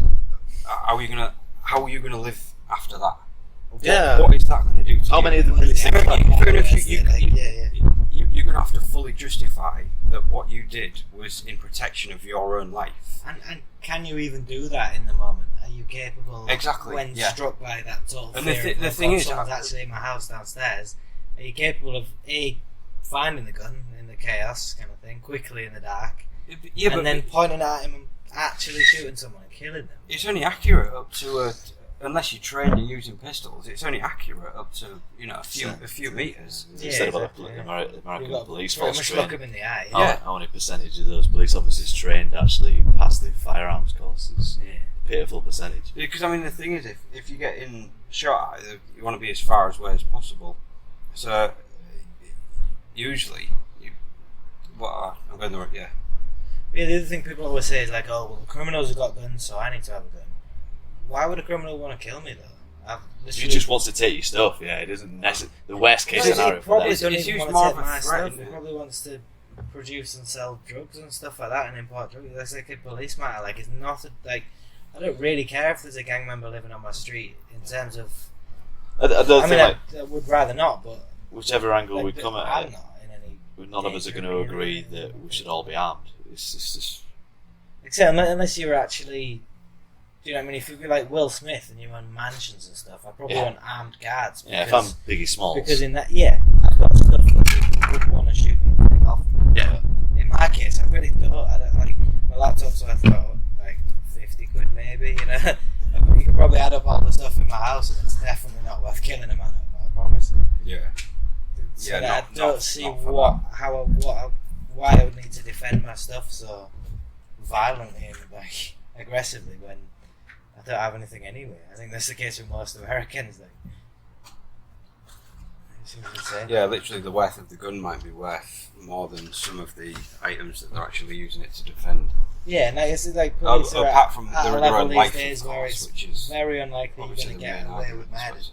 Yeah. In like in a normal city in America or in England, you're probably going to get caught. So in terms of like, you might kill someone for £1 million, but you're not going to kill someone for £1,000, because you'll probably get caught anyway. So it just seems like pointless having a gun in the first place. That's an hour and a half already.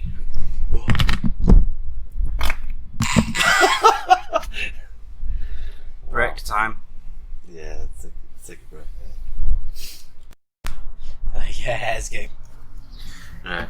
Okay, so we're back after a momentary break where we sat and discussed a lot of other things that might not have been recordable. I don't know. But I took a shit.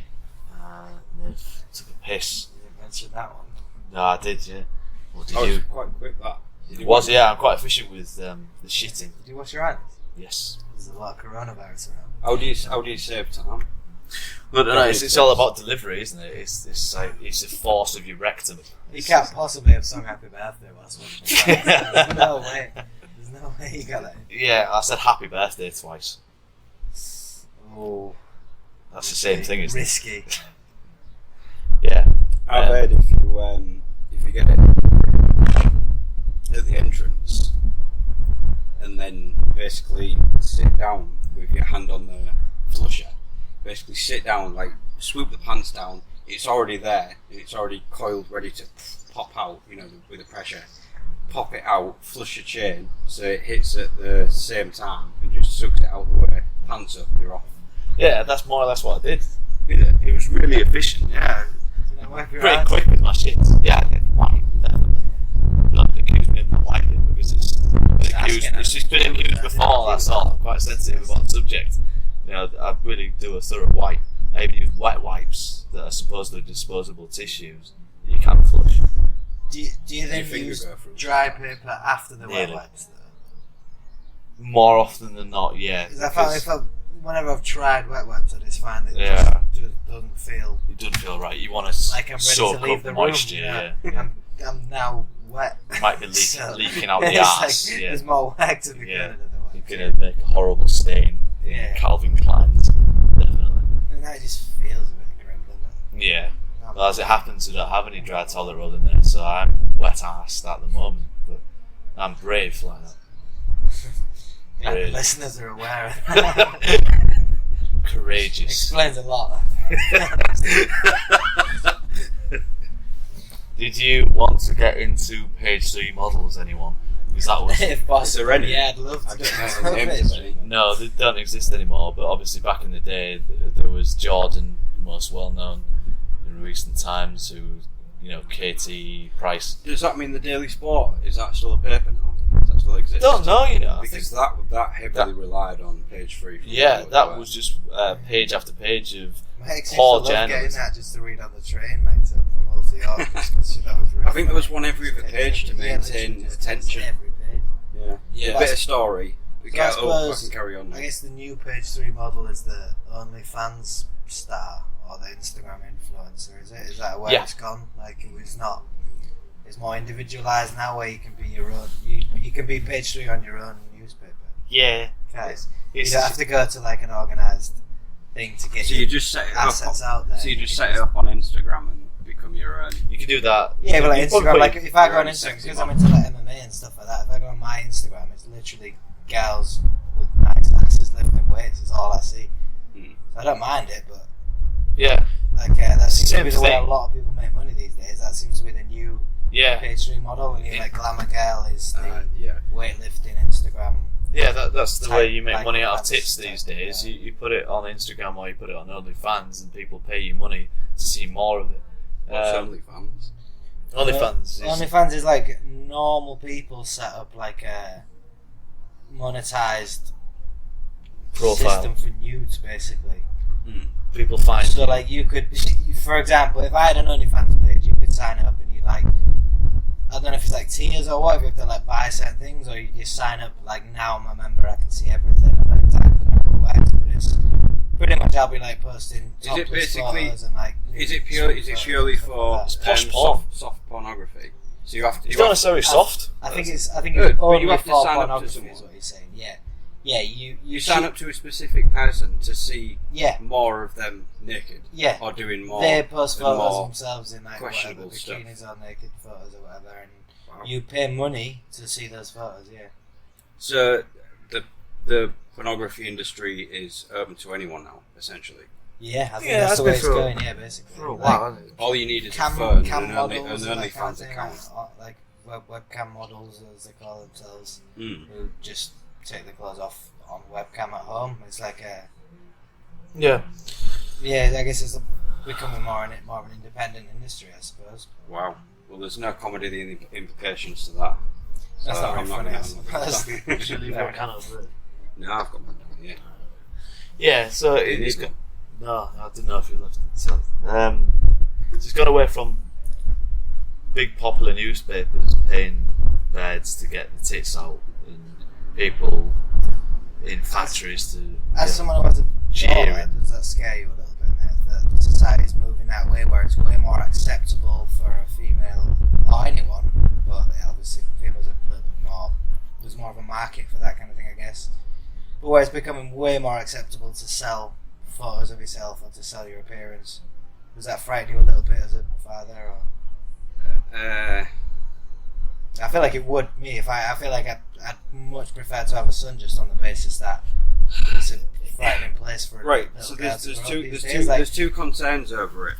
There's if you're just selling pictures of your body, like without your face, and somebody's paying you money for it, how can you differentiate? yeah, where's the do that? line between There's that no identity. entrepreneurial and There's no that's identity to it. so. The second problem is once you get into it, does it change your values on sexual interaction and relationships in a negative way? And I think just self-worth, is it putting a price Yeah, tag on yeah, who exactly. you Yeah, are as a yeah. person? Self-esteem, self-worth, self-image, all the rest of it as well. Yeah, it's like, how does it affect that? But I think being identified as well for doing it. So if you set up an OnlyFans for like a year, as prior to going to university or getting a job, and then you get The into a internet, job, nothing's and ever- they're like, nothing ever oh, disappears actually, from the internet. there's Things loads. like that. We've found out that you've had an Yeah. OnlyFans page. Yeah, I've had like It- school teachers that have done pornography in like years past and then been Yeah. fired for it because it's come to light. Yeah. Yeah, it's detrimental to a lot of people. But other people, it funds the university education. There are women out there that have paid off the student debts because of getting the tits out, which is a funny turn of events, isn't it? Well, the funny thing is, I don't have the statistics or facts for it, so it's more conjecture. But I would assume that there is more males paying to see naked females than The other way around. anything than seeing naked males.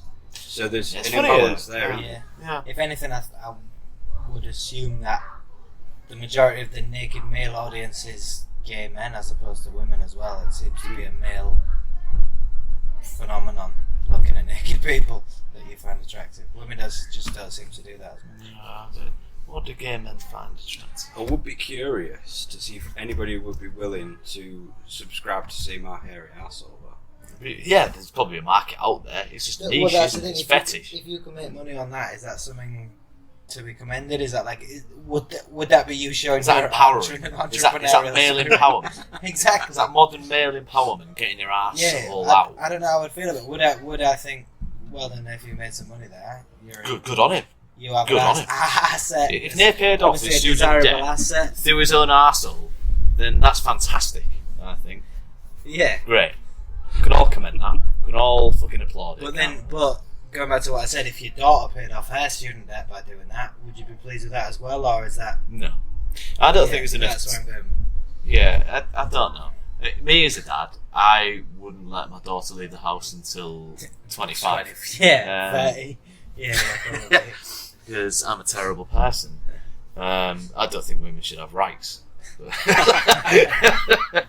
No, but I worry. Like when you're walking down the street in town and you see women with like teenage girls with a fucking arse out because they just think a pair of leggings is enough because they don't even wear trousers anymore. They just like have their arse out and they think, well, where's the angry dad behind that who said, "Are you going out like that?" Or what? Because that, back in my day, that used to be the case. It was like, "No, you're not going out like that, are you?" And it was put a stop to before it even happened. But these days, it's like I walk everywhere, and there's just fucking teenage girls with their asses out. It's fucking bizarre. And then they go on to make OnlyFans accounts and then make money off of the fact that they've got their ass. That's what I was getting at as well about like asking Nate about being a father and all that. It's like I see young girls twerking and like idolising people like Beyonce, who just, I mean, she's a decent singer, but she's famous for shaking her. Yeah, it's a sex appeal. Money maker. Rihanna is a prime example of that. Yeah, I think like some of the lyrics in Rihanna's song. You've got to think young girls are idolising that would frighten me. As long as they understand it, because us being older, I think we apply a sexual connotation to everything. Whereas if I don't like seeing it and I don't fully approve of it, but seeing like a child like twerking or dancing in what would be classed as a provocative manner, they're replicating what they've seen. It's replicating what they've seen, but without the full understanding of the connotations behind the dancing. Whereas we're looking at it going, no, that's related to that, so that. Yeah, I know what you're saying. Yeah, but at the end of the day, it's shown across. It's quite easily available to watch on YouTube and music channels, isn't it? Yeah. It's not hidden from view. It's not past watershed. Can I pause it and get you a hat because I feel like someone's directly in your face? Being in the hot seat. Yeah. I feel you've got an obligation. I noticed you've had to shield. There we go. Yeah. So we're back. Sorry about that momentary flux there. I just had to get Nate a hat because he's burning in the sun. So we go back to the subject of page 3 models and what they wear. We didn't really cover page 3 models, so we move quickly on to that's the new advancement in the modern day page 3 model. OnlyFans is the new is the new page 3. But back in the day, it was page 3 models. You good old Katie Prices and the likes, and I think it went on for a good number of years. But they made the fair share of cash and felt great about it, but at the same time had sleazy, awful men getting off over them. Was it wrong? Was it really wrong? They made the money and felt great.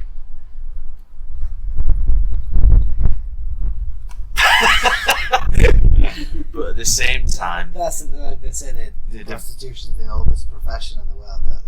Let's not call it prostitution, Josh. No one's fucking anybody. It's all innocent. It is a form of that, isn't it? Selling your body the way you look, kind of thing. Yeah. It's always been, and it's still kind of in like advertising and stuff like that. It's all beautiful people on adverts.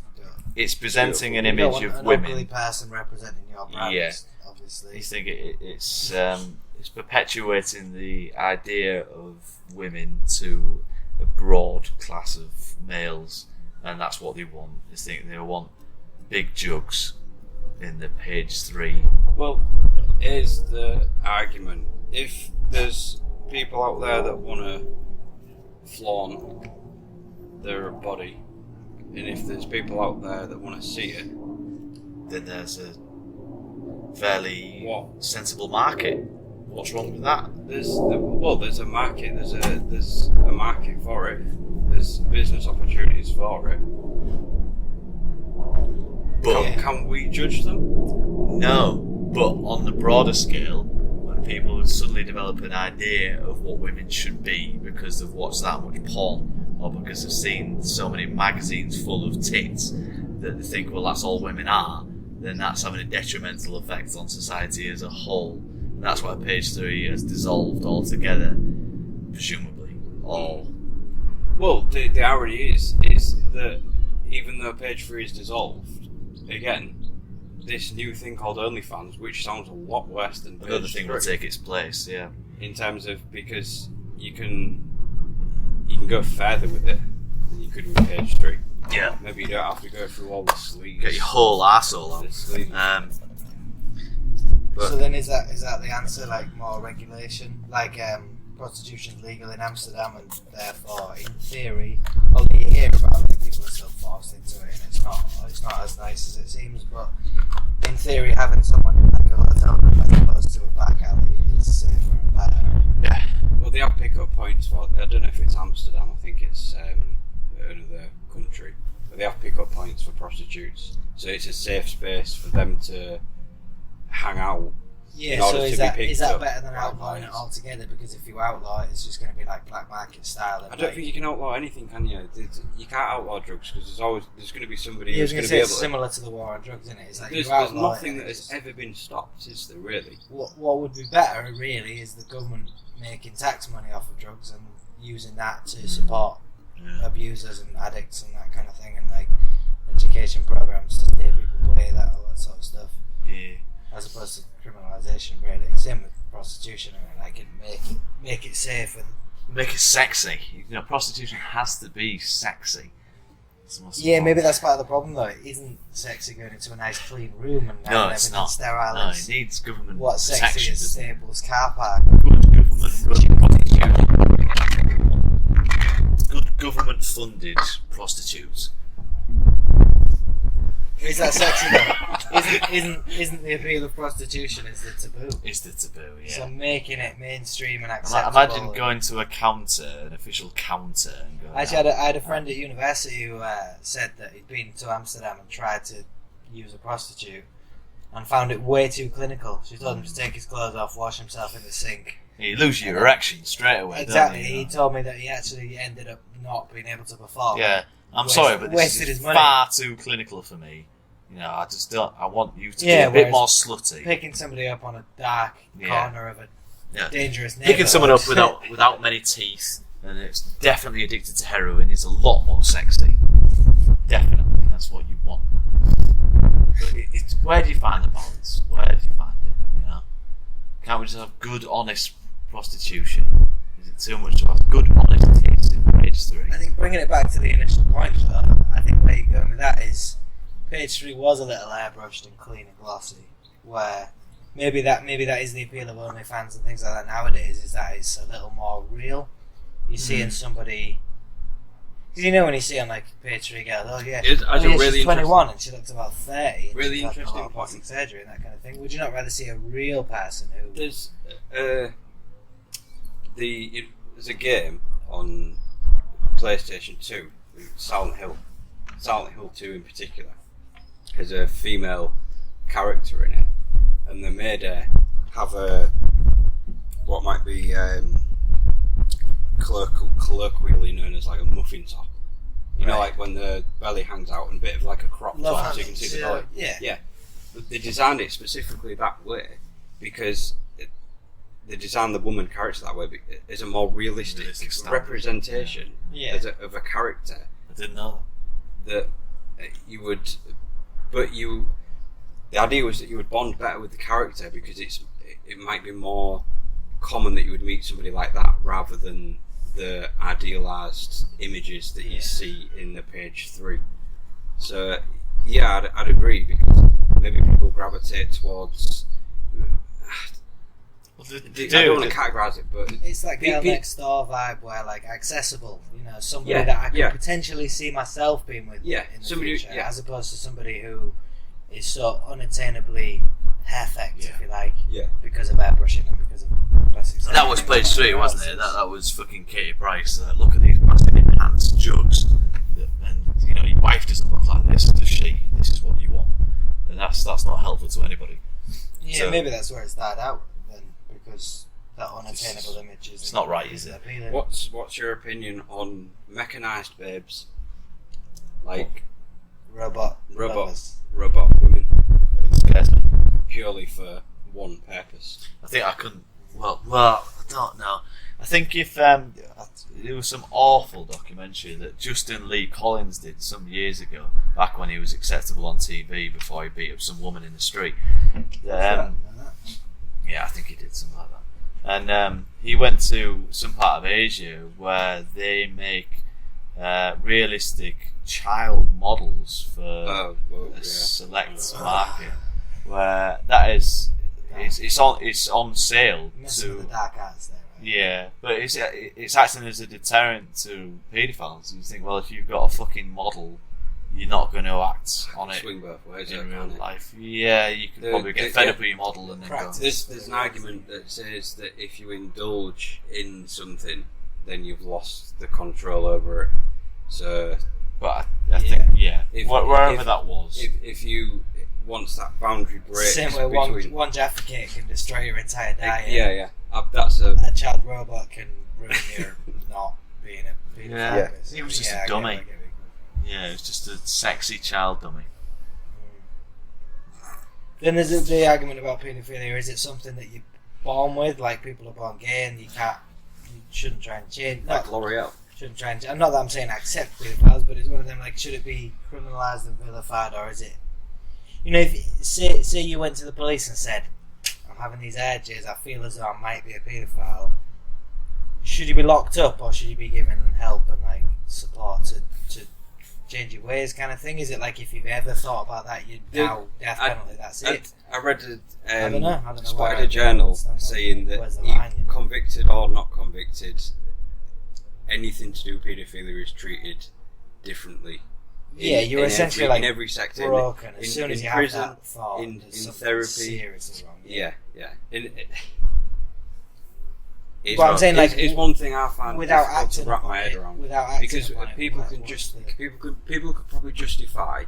Again, it's conjecture, but people could probably justify a serial killer or a cult leader over a paedophile. Yeah, here in prison, like, they're the ones that, regardless of what else you've done, ingrained as the lowest social, as the lowest the bottom point. I think there's someone in Hull just the other day who was publicised as being a paedophile in the paper, which is really, really, really not okay journalism.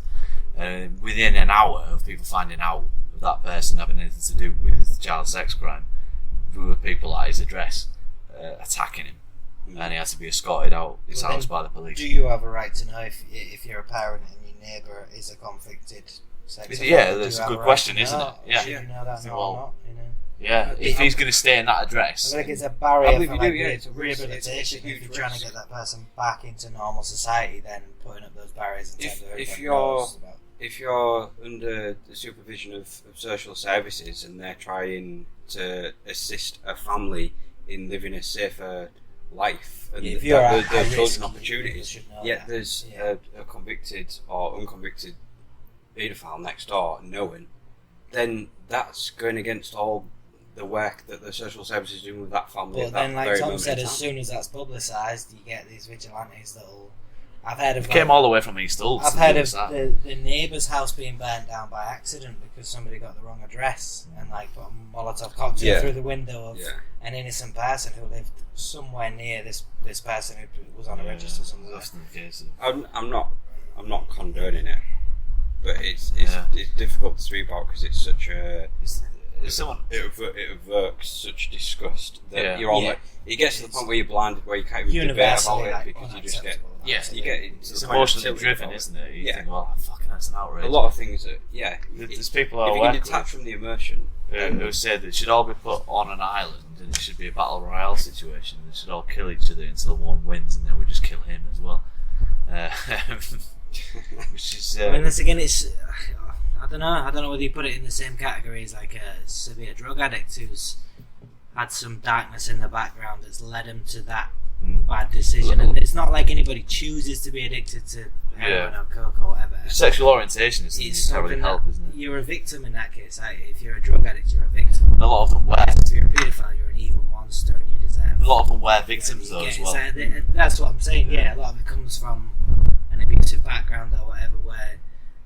Actually, they're probably a victim just as much as perpetuating line. Yeah, and I get that don't just leave them in society to do wrong kind of thing. Obviously, address it, but I don't know. What to do with the problem is you'd probably struggle to find people that maybe would be willing to help.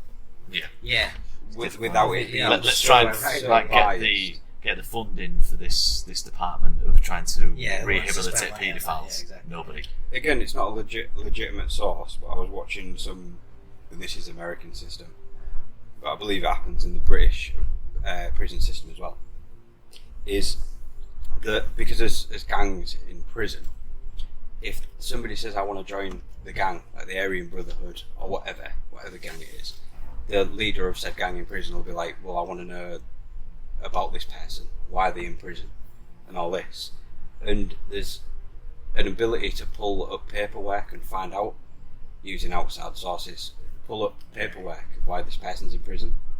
So, but if you pull paperwork and find out that person's in prison for being rape and sexual assault, then it is like an unwritten rule that you have to basically kick shit out of them. Basically, so if you're the one that finds that information out, there's an obligation to, shank them, beat them to death, catch them off guard. That argument that if you know about it and don't do anything, are you then complicit, or have you then enabled it? You know what I mean? Are you obliged to attack them once you know about it, or? It's, from what this dude was saying about the American prison system, I believe it probably still happens as soon as you find out about a person and what they've done. Because I mean, they keep them on separate wings, don't they? Because they know that this. Yeah, the argument as well is that they get relatively nice treatment because they have to be isolated because they will be attacked because of what they've done. They then get privileges, special privileges to get their own jail cells with nice arrangements and all that. Yeah, well, moving on from that. all of that is. It was supposed to be fun as well, believe it or not. It wasn't really fun. Gaming as a way of coping, particularly during lockdown as well, is something I wanted to cover because I flirt with gaming. Now and again, I sort of come in and out of it. I'm not really sure of it. I don't want to be a gamer as such. But during recent times, I found myself playing a lot of Nintendo Switch, believe it or not. And you got a Switch? Yeah. I think it's been good. It's been good, but I'm feeling to a certain degree that I'm coming towards the end of that phase now. But I'm not really interested in playing it much longer. Got some good games on the go. Legend of Zelda Breath of the Wild is fucking amazing. You can play that for about 2 years straight and you can still not be fully content with everything you've done. But I can't play things forever because it's a lonely sort of existence to some degree. I've found that video games evoke something in me that's quite powerful. I play a lot of Mario and it's increasingly making me feel and act more violent. Good. I normally am. Yeah. I've been taking. I've been obsessed with mushrooms. I've been putting mushrooms in everything. Bolognese, lasagna. Yeah. I mean, yeah. There's probably a limit to how many mushrooms you can eat in your diet on a regular basis, isn't it? Probably going to turn you into something. Maybe, yeah. Yeah, I don't know. Might be good, might be bad, but I think it's like escapism, though, isn't it? It's like if you were really happy with your lot in life and where you were at, you wouldn't desire that to be a plumber who jumps on pretend I was things that eat mushrooms and stuff. Yeah, in Zelda's case, Link's case in the games of Zelda, you pretend to put on some kind of green hood and be an effeminate male who runs around with a sword. Yeah, it's kind of like I might play like a basketball game, but I can't imagine LeBron James playing a bar supervisor game. You know, playing like you never know, Josh. Playing like a 30-year-old. You might want to be that. Don't dismiss that. I just can't see it. I think like when you've achieved a lot in life, maybe you don't play a lot of games. Maybe that's like an alternative to real life. There's football. That's quite a statement. That it is when in a way. Achieved affinity and realisation in life that games are relevant anymore. I don't know. Yeah, I just feel like it's kind of escapism. I'd be interested to see studies on like whether successful people play games or But, not. I know for a fact that a lot of footballers play football games. Yeah, FIFA. because maybe you've got to keep your desire up, and you start a game from the beginning, don't you? You start from scratch. If I'm Bill, but you can play it for the storyline or the experience. I mean, if I'm Bill Gates and life's easy, it's appealing to play a simulation of somebody starting from scratch as like a assassin at the bottom rung, and I've got to work my way up type of thing. What about chess? Isn't it? It's an abstract thing, isn't it? Games Yeah, get video more and more games, realistic. People don't play chess because it's just purely as a form of distraction. No, I think chess at its base is a war simulation.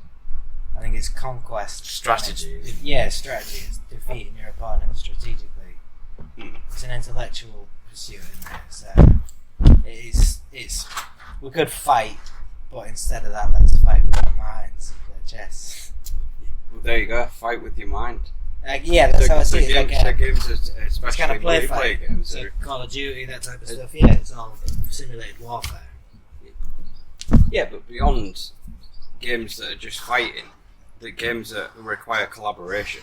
So like MMOs. Require collaboration. It's to also fight. where but it's all. It's also where to create a group, a friendship group. No, I agree with that. People Yeah, who have got the a social common aspect interest. of gaming, like working together to solve problems, that kind of thing. Yeah, it's all team building type of exercise. I agree. Yeah. Oh wow. But then is it a? Stardew Valley, that's multiplayer, and that's not a focus. I've never played that. I know on- people on absolutely love fighting. it though. That's just about gardening. But is it not competitive? Are you not aiming to have a better garden than your neighbour, say? Is that the aim of the game? To have the best garden? Is it a competitive pursuit? It's a collaborative pursuit. Yeah, but so that your team has a better garden than an alternative team. Is that No. You opposing can team, play or it. You can play it as everybody in either the world works together. between to build. two. Well, no, it's not a MMO. It's just between 1 and 4 players.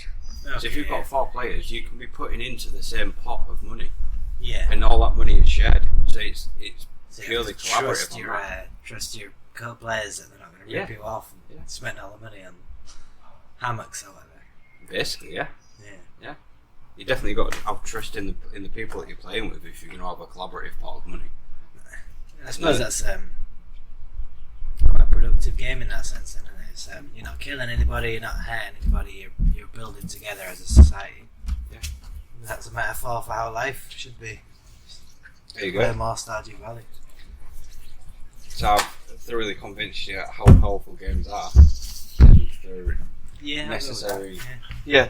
involvement in. But I still feel it is essentially escapism. If it's necessary escapism. if that group of 4 friends had a real life project or like something that It distracts them a from need something to more productive. fulfill. If we absolutely had to grow our own food, the 3 of us might get together and dig an allotment over and plant some. But as it happens, we can individually separate and go off to the supermarket. And we don't need each other in that sense.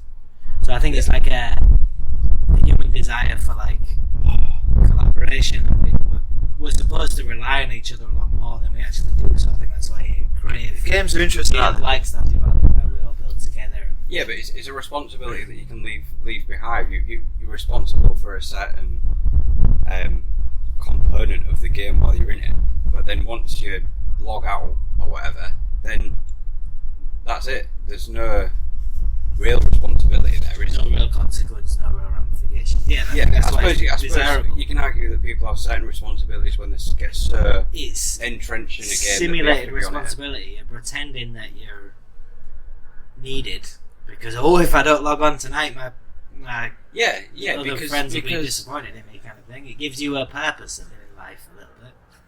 Yeah, As about escapism, man.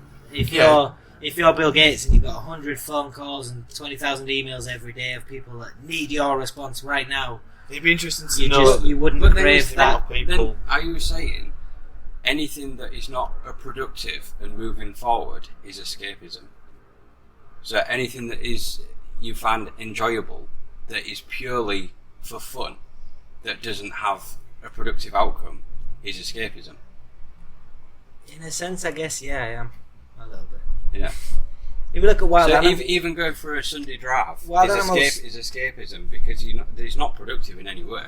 In fact, it's anti-productive if you're going to argue it because you're just wasting petrol. Well, exactly. That's because we work Monday to Friday, 8 hours a day, and you're locked in a room for that time. So your weekend, you're like, I better do something, something fulfilling, or I better go for a drive, because I've been trapped at work all week. I think because we've lost the notion of what's really important in terms of feeding and looking after each other. It can't all be about that, though, can it? I mean, there's a lot of... But like I say, if you look at wild animals, when do wild animals have fun? Recreation. Yeah, but the only time is simple play brain. fighting, That's why they're food, Josh. Practicing protecting your own life, saving your life. It's a human pursuit. Is to just toss off, self-indulgent, a lot of these games are self-indulgent, pleasure-seeking are they? behaviour. They are somewhat educational, and they are helping people in some respect. It's not just about escapism; it's about you gain developing hand-eye coordination skills, cognitive behaviour, a lot of teamwork, communication type of thing. There's a sniper up there, you get him describing where he is. It is helping people in a lot of respect. All helps your communication skills, that kind of thing. It helps build a team together, but you think on the overall, it's a negative thing. Yeah, not necessarily negative. I just think it's a natural reaction to not really having anything important to really do. Yeah, you're probably right. If there were pyramids to build, if the gods required this temple to be put together, we'd all be doing that instead of playing Call of Duty. Yeah. It's only because we don't have a proper calling, like a real vocation in life where you crave something a bit more. You crave defeating the terrorists in Counter-Strike or whatever it is. But building the pyramids was never a necessity, was it? They thought it was a necessity arguably, at the time. they believed it was, which is all you need, right? If I think I'm going to go to heaven or achieve a better afterlife by doing this one thing, then I devote my entire purpose to it. Who's to say I'm not happier in that moment of death, based on the fact that I believe, even if it's literally as simple as a light bulb switches off and that's it, you're done, you're over. In that moment where you're dying, if you think, banging, I've done everything I need, I'm going to heaven, as opposed to this, nothing matters, it's all irrelevant. Yeah, but maybe it's powerful. Maybe the escapism, or as you're labelling it, escapism, is necessary to revive your own well-being and your own levels of confidence in yourself and your own abilities. Yeah, I think it's necessary because the modern world is so... if you come home from work and you can go online and play games with a group that you have really strong common interests with, and that piques your well-being in order to maintain going to what you might consider I totally agree, but I think that comes from a lacking in the real world. I think if we actually had a collective goal to achieve, then we would be doing that as opposed to playing games. I think because we're not all out, for example, if we accepted as a society that we all need to plant trees, otherwise the world's going to end because there's a desertification, if I will pronounce it. Then we would get together and we'd go and plant trees as opposed to getting together and just playing simulated. Oh my god, I desperately need to kill it. It's like a game where you plant trees. Everybody has to feel important and has to feel valued and has to feel needed, but we don't in modern society. Because my job, I go to work and I pull drinks with people and I carry a bit of food to the table. Right, Josh, you've said games are horrible things. I'm not saying games are a horrible thing. I'm not. No, not at all. I totally agree with Nath that it's a vital part of life and it's fulfilling a need that we have as individuals. So high mighty. Because I think if society fulfilled that need instead, we'd maybe be better off. All right, so society's fault then, isn't it?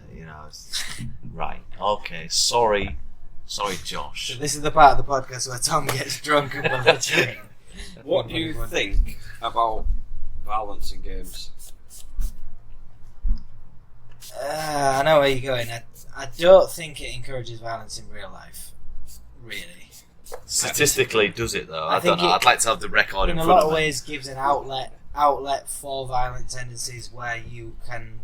Yeah, you do that on a game and you don't do it in real life. Yeah, you let have some steam in the game and you don't have to do it in real life. Yeah, I think that's the case. Just like the I've Japanese paedophiles shagging child dolls. Yeah. I've read some kind of study where people who listen to metal music deal with anger better and stress better because they've let out that anger through. I do a lot of shouting in my car these days, and that for me is self-therapy. I do think there's something in that, definitely. I think if you can find your own little quiet zone to go and shout and scream and pretend that you're doing something really violent, it's good for you. I'd argue if you look at most like serial killers, there's a lot of repression goes on. They're either like religious or religious families or like families that ugly repression. Whereas you need it comes out in aggressive, like weird ways where you just want to kill people. You need an outlet. Definitely need to find your own safe space where you can do something nasty, which is gaming, isn't it? Where you go online and you go and kill people, and you see it and you go, "That was great," shooting the shit out of that fucking dickhead in America who's online right now on my microphone and my headset. Is your car your safe space then? At the moment it is, yeah. I listen to Pantera a lot and Sepultura and sing along, and it feels good. It feels a lot better. And then usually I go to work with like a broken voice. I can barely speak because I've been shouting that loud in the car, and people question me about it, and I have to admit that's what I've been doing. And people don't necessarily understand that, but I've not had a lot of questions afterwards. It's sort of like, oh. Do you think you've raised concerns with other people on the road? I think I raised concerns at work, whether I like it or not. I'm talking about other people on the road. On the road. Your windows are open and your... I don't often have the window open, but just the other day, I occasionally don't sing stuff as violent. I listen to Weezer a lot, and I sing Weezer. I did that on the way home yesterday. People probably heard that. People might enjoy that because I'm a really good singer. Do you drive now? Yeah. So you understand like that late night driving home, there's literally no one on the streets and you've got your windows closed anyway. That bubble that you get where your music's that loud that you can sing as loud as you want and in your head nobody can even hear you because you're in that car anyway. Like, yeah, it's what there is something about like dance like nobody's watching. It's like you can just let yourself go and break all. That's why you see people in traffic sat picking their noses and stuff because you're in that bubble of your car where this is my world. I can eat what I want. When you're out and about, you've got so many social car. constructs to maintain and to think about, especially like professional job roles, like especially like customer service. That's heavily reliant on social constructs and social norms, isn't it? Yeah. But like you say, when you wake up in the morning and you're in your pants, in that car, I think it's going for your brew. I think it relates to social media in the way that people are willing to say outrageous things to each other that they would never say face to face because you're in that bubble, you're behind that like windscreen. The thing is with social media is you've got time to think to reply. If you sat in a situation like we are now, and you made a comment that like quite an abrasive comment that you'd put on Twitter, you've got time to think of replies to it.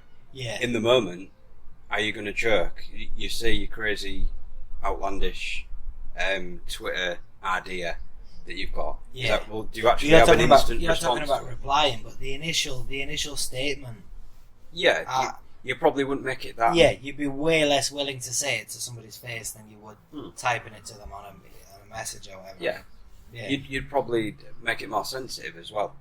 Exactly. If it was quite because there's a danger of getting punched in the face if you say the wrong thing in front of 10 people, you know, as opposed to just typing it when people don't know where you live and you're immune to that because you're by anonymity. That was another subject that I maybe wanted to get into is the problem with online discussion and online arguments, but I think it's a broad subject really. I'm not really interested in going into it. I think it's a simple open and closed case, whereas most of us warriors, isn't it? It's not good, is it? People you could beat the shit out of being able to say stuff to you and you can't reply violently, so they get to say it's just ugly behaviour. I mean, it's really disappointing when you get into these fights with people that you know well Because you think, well, I thought we could have a fairly even discussion about a subject that was easy to go into, but you've turned out to be a complete fucking bellend. And it's a shame that you've turned out that way. I suppose it's like Nave said, but where like initially, if somebody said something awful to you in person, you'd probably get a little bit upset, and there might be a bit of like vulnerability. It's different. In that, like, it's different, yeah. Oh, you've face-to-face discussion, as opposed to being able to sit and dwell on that and like callous your mind to the point you just come back with an aggressive response. Yeah, I mean, everyone can say what they fucking like in the filter of online discussion because you can't see someone's face. Saying something to someone's fucking face is a lot more bold than fucking typing something to someone on a comment section. And if I had to fucking call someone a dickhead to their face, I'd feel a bit more wary of that. I'd like to do it. It's more difficult. It feels satisfying all the same. Still great to do. Yeah. I think you could more easily call somebody a dickhead over Twitter than you'd have to be pushed a lot further to call somebody a dickhead in real life. Yeah, so some people like it's indisputable. Unless it was in friendly context. It depends on the subject matter. I mean, it depends on the conversation. You feel so strongly about something that you just can't help but get fucking angry about it. It doesn't matter what context it's in.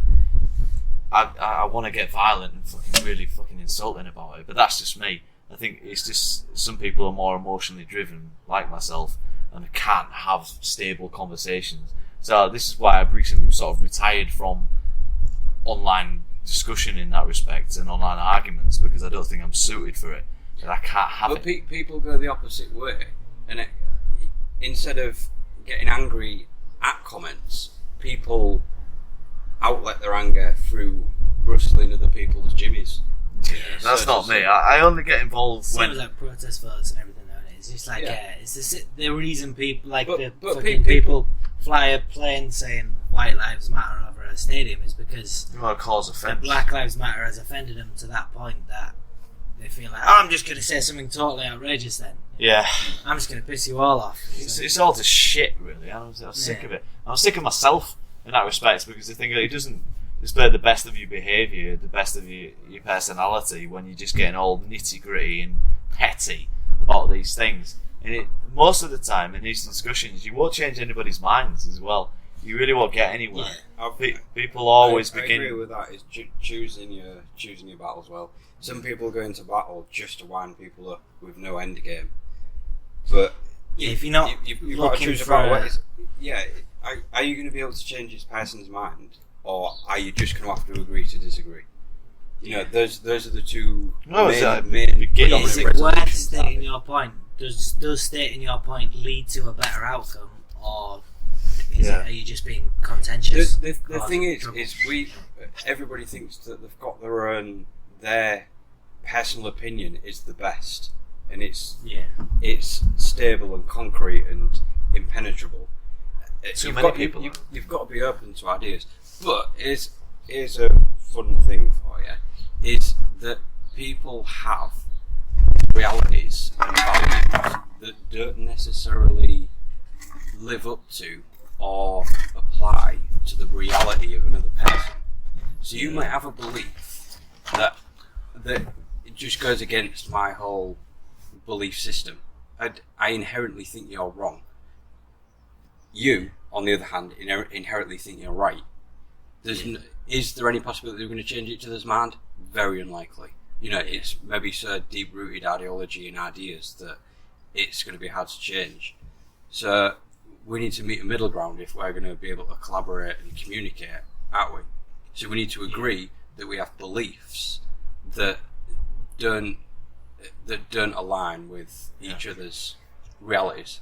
In a realm of other people's opinion being constantly there to intervene if they feel the need, it's harder, isn't it? Because you think you're constantly aware of somebody joining the conversation, joining the argument, and saying, "Actually, that person's right," because that happens more and more all the time. Like, there'll always be someone who's on that person's friend on fucking Facebook who goes, "Yeah, well, you didn't think of this." And you're aware of that, so you argue stronger for the fear of other people getting involved and fucking attacking you. That's the thing with social media as well. There's an echo chamber. If somebody says something I disagree with, I can easily just delete them, and I can only choose to add the people that agree with me and delete the people that disagree with me. Well, this So then all I get all day if I spend my time on Facebook is People agree with you. reassurance and reinforcement of what I already believe, because I've selected out the people that agree with It's me. harmful to your personality. It's not right. It's not a legitimate debate. It's not right. It's confirmation bias, isn't it? It's like you're looking for approval of your own ideas. Yeah. It's like when somebody finally comes up with a confrontational opinion, you're like, oh God, I'm not prepared. I don't know what to do with this. Someone disagrees with me. I think it takes a name call then. I think it takes a lot to be able to discuss a subject and be able to admit that there's certain flaws in your own. Yeah. It's a little humility involved, isn't it? You think, because the only thing you've got to go off is your own experience, and you've got to understand that if somebody's got a different perspective on it, they've had a completely different experience, and you need to appreciate their experience to some extent to understand their point of view. In some respects, they don't appreciate their experience. Incorporate it and make a comparison against your own point of view. And it's like, right, we've taken these two different routes, we've come to these 2 points of conclusion. Yeah. It's like, how can we work together with this? Can we work together? Are we ever going to see? You should do. Are we ever going to see eye to eye? Or we're just, like I said, or we're just going to have to say, right, we're always going to have to live with this disagreement, but we can still move forward with this disagreement in place, you know? Yeah, and again, you should do, but it's difficult because all you want to do is attack them and just potentially kill them with your own hands. Which would be nice, satisfying. Do you get road rage? Surprisingly not, no. I mean, I sort of said to myself before I started driving that I'm not going to do that because I think it was too typical. I think I'm an angry guy usually, so getting on the road, it's just like I don't want to go down the alley. So, and I'm not the most confident driver. I don't want to admit how many times it took me to pass my test. I don't want to get into it. It's funny because I think of driving when I've spoken to nervous drivers. Driving is you're constantly catering for other people's mistakes. The whole concept of it, the whole reason we don't crash into each other constantly all the time is because we compensate for small mistakes that everyone's making. Somebody brakes a little bit too, you're not expecting for the lights, then you have to slam on. You know, no crash happens. But people get real annoyed at that, and it's like, hang on a minute, if we go over what you've done, you know, remember that time you never indicated, and the person behind had to compensate for you. And in fact, it affected the next 4 drivers behind you. But because you didn't know about it, because other people compensated for you. You haven't realised it's not affected you.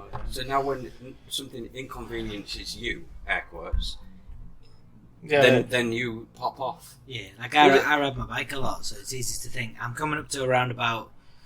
You know, if I brake, I then have to get back up to speed again, and it takes a lot of effort, as opposed to the car on my right coming from the right entrance braking. But at the end of the day, that's how the road works. They're on my right. Everyone can't see efficiency in the by same me way waiting for them and letting them pass. The next time I'm in their position and I have the right of way, I can confidently ride straight through and not wait. It's about give and take. Actually, a good anecdote of this is a T-junction. So I was coming out of a slow road to go on to a fast-moving main road. And there's 2 lanes on this main road. So a car slows down in the outside lane, which I need to be in because of the either turning right or left at the end of this double-laned road. So this car stops to let us out. And I'm like, why are you fucking going? You know, so the person in the car is like giving it all, you know, body language. It's like, you're an absolute idiot, I've stopped for you. And then this car, like fucking full whack, just come on the outside lane and zoomed past her. And I looked at it and I was like, that's why I didn't go. Yeah, there you go, you fucking idiot. Because if I'd have gone, I'd have just been T-boned by that car. My driving lessons, don't ever wave anybody else out of a junction, because you think it's safe, they might not feel safe. So when they're ready, they'll go. But if you're going to stop for them, you stop for them. But then you let them decide when it's like a zebra crossing, for example. Like you say, I could be on the left side of the road, stop dead, but a car might be flying from the other side that I can't see or whatever. It's not on you to say it's safe to cross. It's up to the pedestrian to decide when to go. And, you know. So metaphorically, you could use driving to teach you something about arguments, couldn't you? You could say, look, I'm fairly understanding on the road when in my car. I'm fairly sort of allowable with the way people drive. When it comes to arguments and subjects that I feel strongly about, I've got to give them right of way now and again. Driving is something we do every day, so you should probably learn something from it, but it's hard for people to see it the same way, I suppose. Yeah. I like it. Metaphor for life, John. Oh, you of all people love fucking metaphors. You'll be all over that. Let's do a pause in a sec. Is it stop? Is the stop the better option? Yeah, press stop. But is it better to stop? Okay, we're back and sort of covered a little bit of gaming and how that affects people. We'll probably go on to another subject now and discuss what it is to be intoxicated and as a way of coping with being intoxicated and using that as a remedy to your life in general. You got anything to say about that, Josh? Yeah, I think it goes back to the thing about gaming. It's a little bit of escapism, isn't it? Yes, yeah. Well, I think when I get drunk, I like to pretend that I'm somewhere else. Definitely. Pretend you're like a fisherman in the Mediterranean or something. Yeah. I look like that, so it helps definitely. How do you define when you're an alcoholic and when you're just someone who enjoys a good bit of a drink now and again? That's what I'm a little bit worried about, really, because I like a drink.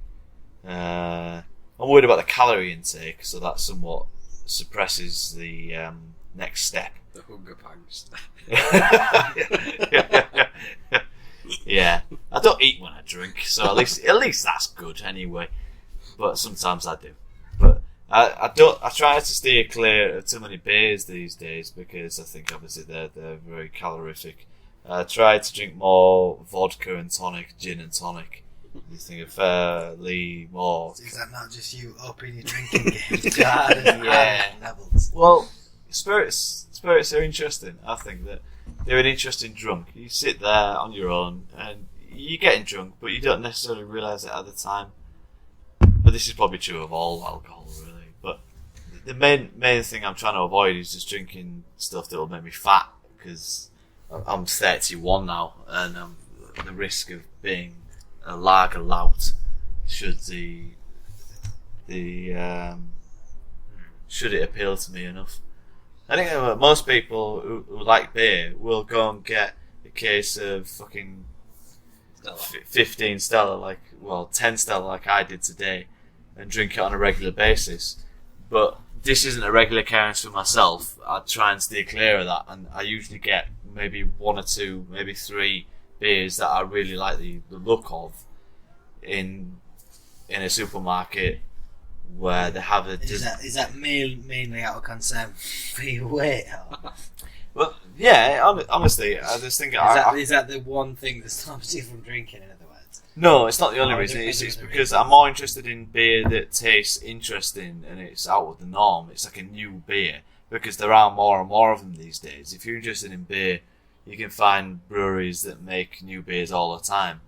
And I wonder if that's a new approach to alcoholism, because a lot of problems with dependence comes down to the person admitting that they've got a problem.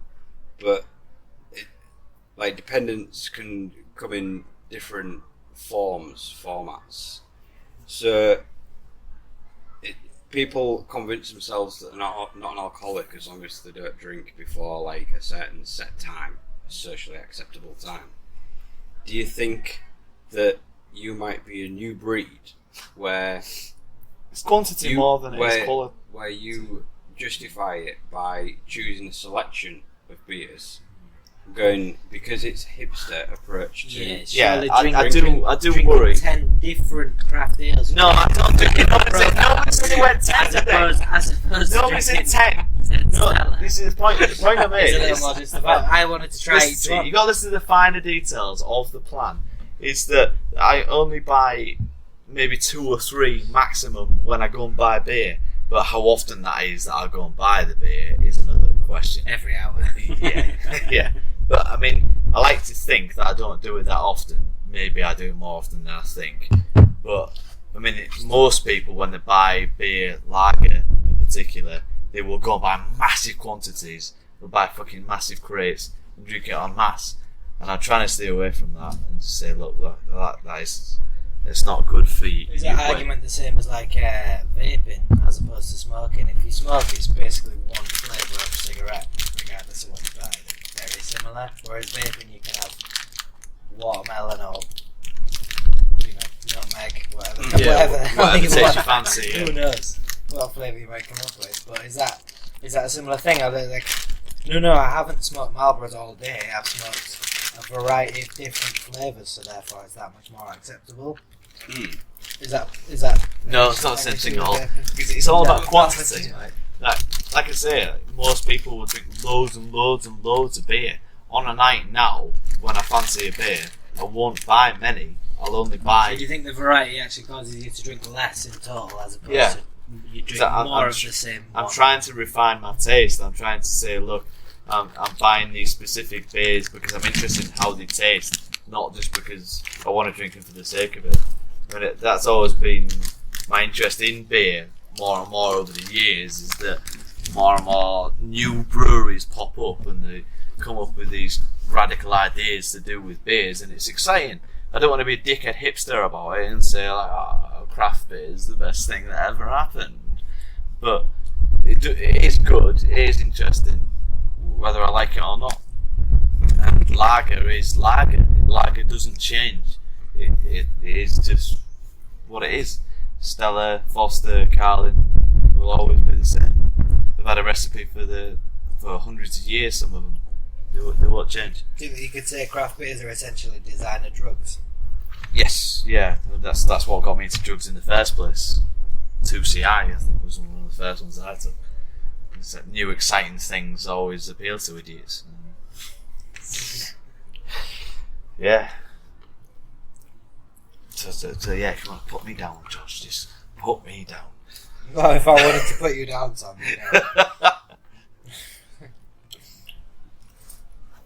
Well, talking about the road to dependence. Drinking alcohol. There's a lot of motives that go into drinking alcohol. So we could say our motives at the moment is for social enhancement. We're not drinking to avoid a problem. We're not drinking to forget anything.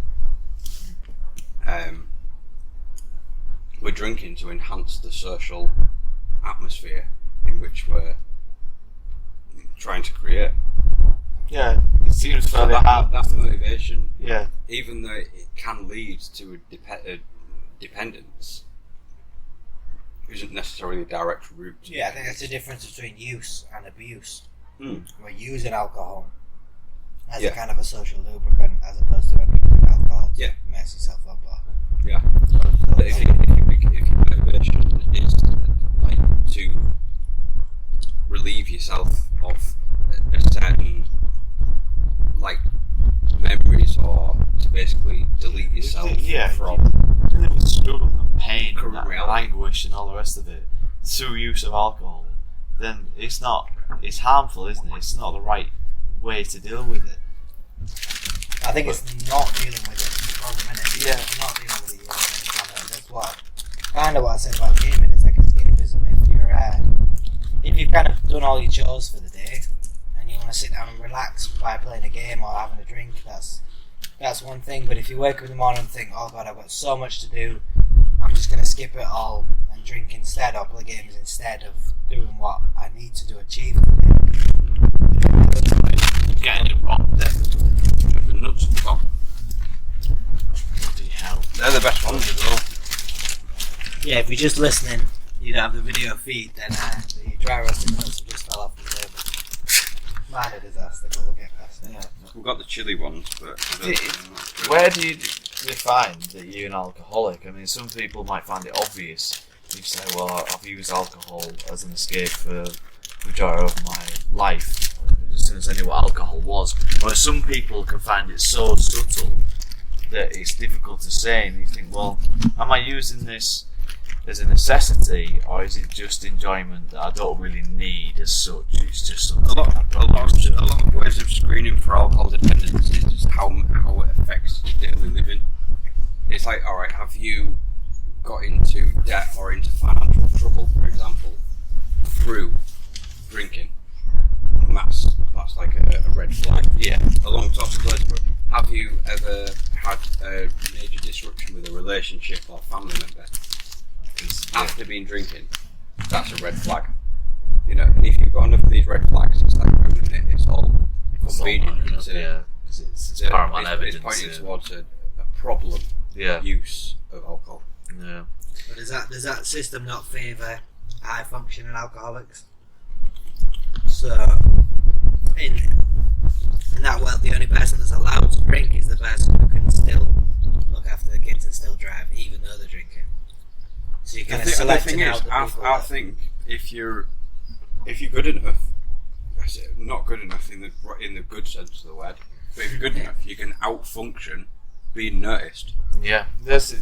If you can deal with it in such a way, you can literally just fucking fly under the radar. That's why I almost think field sobriety tests in America are better than breathalyzers, because breathalyzer says you have a certain amount of alcohol in your system, but the field sobriety test says how well can you function with that level of alcohol. Yeah. You know, if you've drank beyond the point you're able to drive, you're at fault, but if you've had more than the breathalyzer says you should have, but you're still driving perfectly, there's an argument that you're not really causing a problem. Well, I think this is what catches a lot of people out with drugs and alcohol, is that it affects your daily functioning and it affects your ability to do your job. So if you can confidently say that you're not hanging out your ass enough, and you can still do the job to the same standard that you can after a solid 8 hours sleep. But I think it also affects affects your ability to make that decision, where you think, yeah, I've done a solid day's work, I worked really hard, but your supervisor might say, no, you're all over the place. Falling all over the place, has been sick 3 times. You're up in a forklift truck, for Christ's sake. You're crashing into stuff, you dickhead. So it's like you're bound to think that you're doing a good job when you're drunk, but objectively you might not be. This is the thing, I just think it's a little bit of a grey area sometimes, where you think, well, I've been a functioning alcoholic for this long that it's not created any sort of obvious problem for me in any area of my life. But it's usually other people that point it out for you.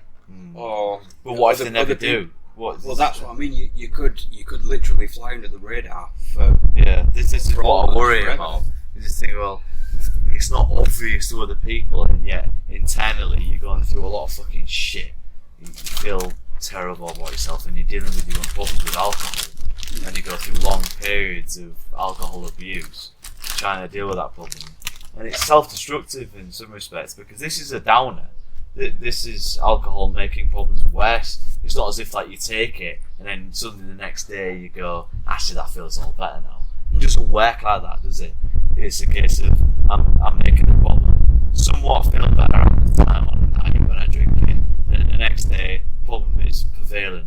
If anything, it's worse. The danger of escapism is that at some point you're going to have to come around to reality and deal with the issues. Like, you can't just run away forever, can you? And I'm not saying prohibition is the way forward by any means, but it's just a dangerous thing, isn't it? And no bottle of beer says on it you can only drink so many of these before it's dangerous. It's difficult to describe, it's difficult to individualise, really. It's difficult. I just worry about myself in some respect, because when I'm sat there on my own, in between night shifts, I work all night, drinking fucking orange flavoured gin all night, thinking, oh, this is great, what could go wrong? It's a coping mechanism, and it's not right, really. I should be happy enough to say, I don't need this, I don't need to fucking go and resort to this sort of fucking thing. I don't know. That's why, like you said earlier, like you can drink to enhance a situation. It's like, let's all get together and do something. You can drink and we'll get drunk because we'll enjoy it more. Or eventually, I think that becomes, let's all get together and get drunk. Yeah. It's like, just literally taking a substance for that's not an end in itself. It's like means to an end. Yeah. That's where social enhancement becomes leads into dependence. So it's where every time you meet up with people, instantly start drinking. It's like it gets to the point where you can't socialise. You have to think, can you still have a good night with your friends without drink? Or is that the only reason you hang out, the only reason you function, basically? Yeah. But then you gravitate towards people who drink a lot.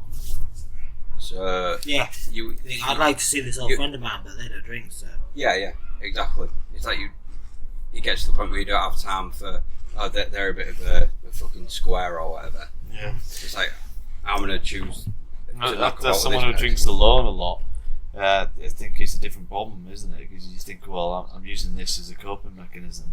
I'm not drinking socially. Drinking alone is really interesting because I believe it's got some sort of. I haven't read up on it. I probably should. But I think it's got something to do with personality factors and the somebody who is more not reclusive. You know, somebody who is more. Find the right word for it. I think it's like spiritual or a deep thinker, because the thing probably is, more introverted people, isn't it? Well, introversion is interesting because introversion doesn't mean that you're not a social person. Introversion means to be introverted means that you can be social in best, you can be really social, but you need a break. Extroverted people are those people that could probably do this podcast 24 hours, 7 days a week. Introvert people need that break. They need that time to fucking reflect on everything. No one's a true introvert, are they? No one can live like that totally. Yes. Everyone has a little bit of extrovert within them. Yeah, if you shy away from any social interaction whatsoever, you've got social. Well, I'm not saying you have, but potentially it borders on the line of like social anxiety, or it starts going into like self-esteem and stuff like that. We all like communicating with each other. Yeah. In any capacity. We drink, no drink, drugs, no drugs, one-on-one, in a group, at a fucking festival. It's good for you. We can all agree it's good for you. Yeah.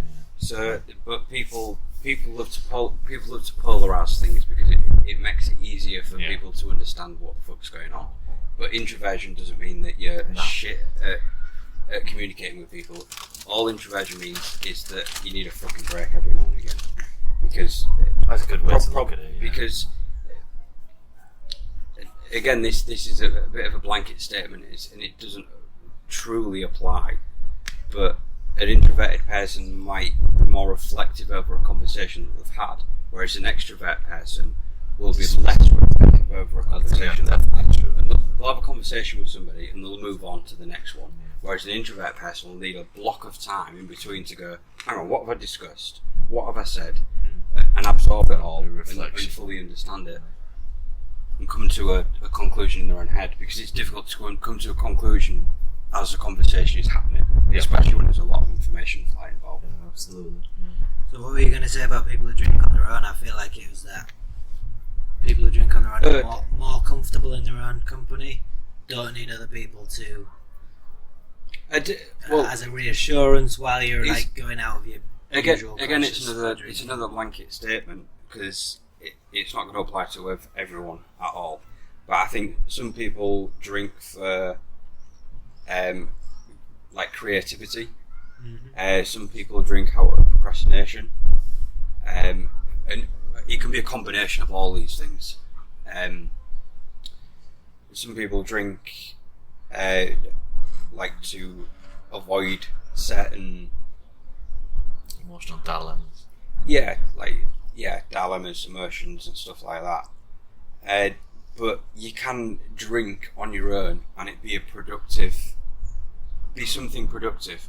It doesn't always have to be like, if that person drinks alone, it doesn't have to be like, it's not because it's out of desperation. I mean, if it's a stimulant, it acts initially as a stimulant and then a depressant. Yeah.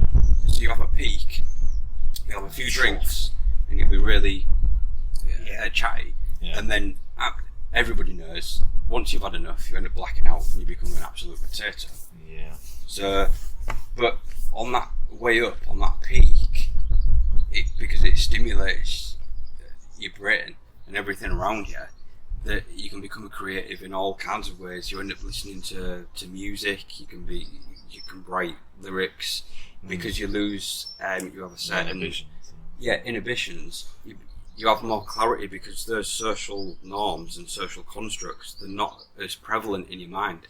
So for an example, because that's why people use it as Dutch courage. You know, let's say you want to sing a song, you know, like rap or something like that, and you've got it, and you're kind of confident in your own ability to do it, but you need to break down them social norms to be able to go, I don't give a shit what other people think, I like it, I think I'm good at it, I'm just going to go for it. Yeah. And then that's when you use alcohol as like a bit of a Dutch courage to influence those, like you say, those inhibitions, those personal inhibitions that you've got.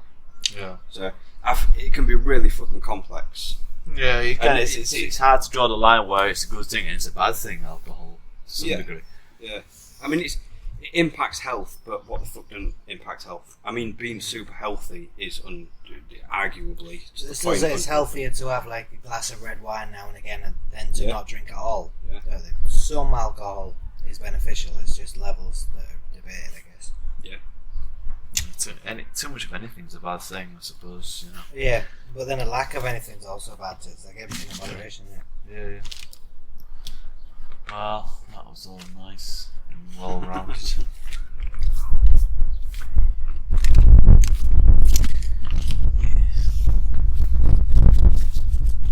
So, life as a 30-year-old male is something that we're all dealing with.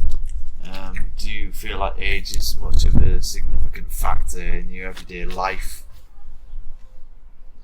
I'm trying to resist it as much as humanly possible. I've enjoyed the experiences that I've had from my 20s and from my teens, and I want to continue that. I don't want to have to conform to this ideal social expectation. This expectation of a 30-year-old. And this is a cultural thing, you know, the individualistic culture and all that jazz. It's like, I'll do what I want kind of attitude. Well, you must feel I want to wear what I want. I want to do what I want within the fucking realms of responsible actions. Yeah, I understand that there is professionalism. If you go into certain roles, you need that professional approach. You need to be professional, especially in certain environments. Definitely, you know, you need to set a standard. But within your own domain in your own life, why can't you? You must feel like a bit as a mature student. Like most students start at 18 and finish at 21. Obviously, you went a lot later than the norm. To be honest, you must have felt a little bit of, I don't know if it's pressure. I'll tell you what. Like the only thing I felt like an outcast was I felt this need to be. It's like, well, you can't be like the little teeny boy, you know, like the renegade, the maverick. You have to be sensible because you can't dress this way. You can't do that because you're 30 now. You need to be responsible. People need to look up to you and all that shit. So is that a pressure that's universal, really, or is that as a student you felt that, or is that in life as an older person? As a student and in life as well, yeah. I'd rather go at my own pace rather than being dictated. Alright, it's like, right, now you need to start wearing cargo pants and looking like a... Yeah, you know. Well, a lot of the attitude is it's too late for you to learn anything. You're too old, you shouldn't have gone to uni because you should. If you didn't do that when you were 18, that's your last chance kind of thing. Obviously, you've kind of proven that wrong a little bit to some extent by doing it at a later stage. Good to shite, right? Yeah, I agree. I think people at a younger age can absorb information quicker, maybe retain it better, but maybe as you get older you get more reflective of the information that you take in as well. So before it gets fully cemented into your brain, you can compare it against experiences that you've already had. I feel like just in terms of and you can apply it to experiences. Peer pressure type of stuff. Like when I was at uni, I was, like I said earlier, far too cool to properly study physics because I didn't want to wear socks and sandals. Whereas now I could get past that and study it for what it is as a subject properly. I almost wish I'd waited to go to uni, really. I think it's like I know something liberating about being a bit older. Once you're over 30, you don't really care what people think anymore, and it's a bit more like your interests take precedent over what's culturally. Yeah, you'd like to think that you don't care, but when you're a minority, then you're more aware of it. But so being the one old guy. Yeah, because you've got a group of mature students which are the minority, and the majority are younger. You know, so it does make you think about it a little bit more. You're walking through campus as a 30-year-old male, and it's like, should I be this? Yeah. Did that honestly really affect you in any way? Did you think, like, at any point during your course, there's people younger than me? Or did you think, fuck these dickheads? I don't give a fuck. Like, I'm doing this thing for me. Fuck them. You know, I don't care what age they are. This is for me. I think even I went to uni at 18 and I never felt that sense of really belonging to part of the group, part of the collective learning experience. I would imagine being much older than everyone else. I can't help but notice. Only puts more barriers in place. Like it does, yeah. I felt those barriers when I was 18 when I started uni. If I was 27, I would have felt even more isolated from the rest of the class, surely. Yeah. A little bit, yeah. Because you listen to what other students have to say, and they're being younger, their ideas are definitely more like expressive and out there, and it's all there over the decade that I've got over some of the other students. It's as though that I've basically gone kind of like right wing and become more like realist and all that. However you want to express it, you know. I feel like that in my work. I work with a lot of young kids because I work in a bar, and it's but the they same. come out with these brilliant ideas, and I'm like, yeah, that's brilliant, but it's idyllic. It's an idea. You haven't experienced real life. Yeah, when you apply it to these so many other contexts, that idea just kind of dissolves. It's just a pipe dream, you know, in the true sense of the word. But then are we old and jaded and cynical?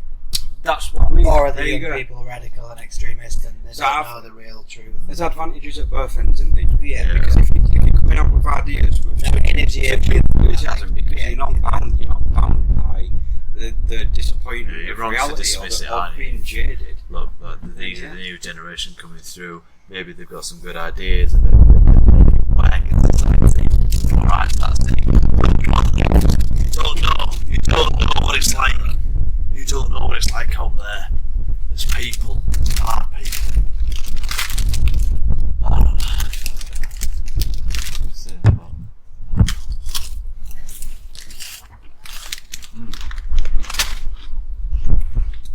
Alright, I'm ringing rings, aren't they? Nice, yeah. Very Moorish. Shall we see what's not got MSG? Monitor, that's got MSG. The expectation that comes with being over 30 is that you're supposed to be married and have children. MSG. Yeah. And I've found that somewhat difficult. Yeah, that's the kind of feeling like now that I'm over 30, it's too late to have kids and whatever happened now. Really?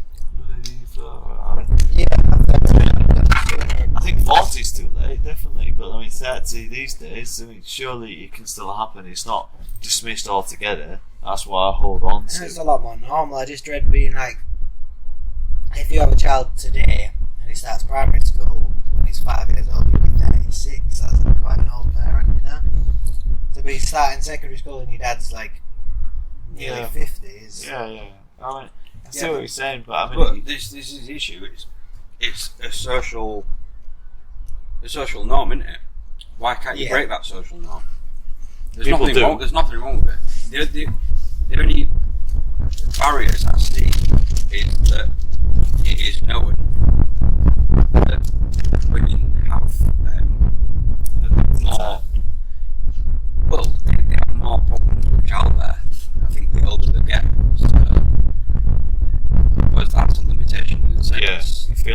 wise to. I think about practical stuff like teaching your kid to ride a bike. If you're so old you can't run, and you're walking with a walking stick, by the time your child's learning it depends to on you, doesn't ride it? a bicycle, you can't jog alongside them, you can't go on the monkey bars with them at the park, and that kind of thing. I feel like, yeah, probably it won't matter anymore. But Yeah, I mean, if you're like early to mid 30s, you I can. don't want to be that old man where people mistake you for the grandparent as opposed to the parent. No, nobody does. No, that's the most terrifying I factor. feel like there's a cut-off point where it becomes unacceptable to have a kid after that. That's Although the it one shouldn't thing- be. There shouldn't be any reason, really, but... That's one thing that scares me, and that's what makes me think that, oh Christ, I better have kids by now. I'm 31, and you think, well, fucking hell, how old are my parents? As it happens, my mum and dad were, I think, 32 and 33.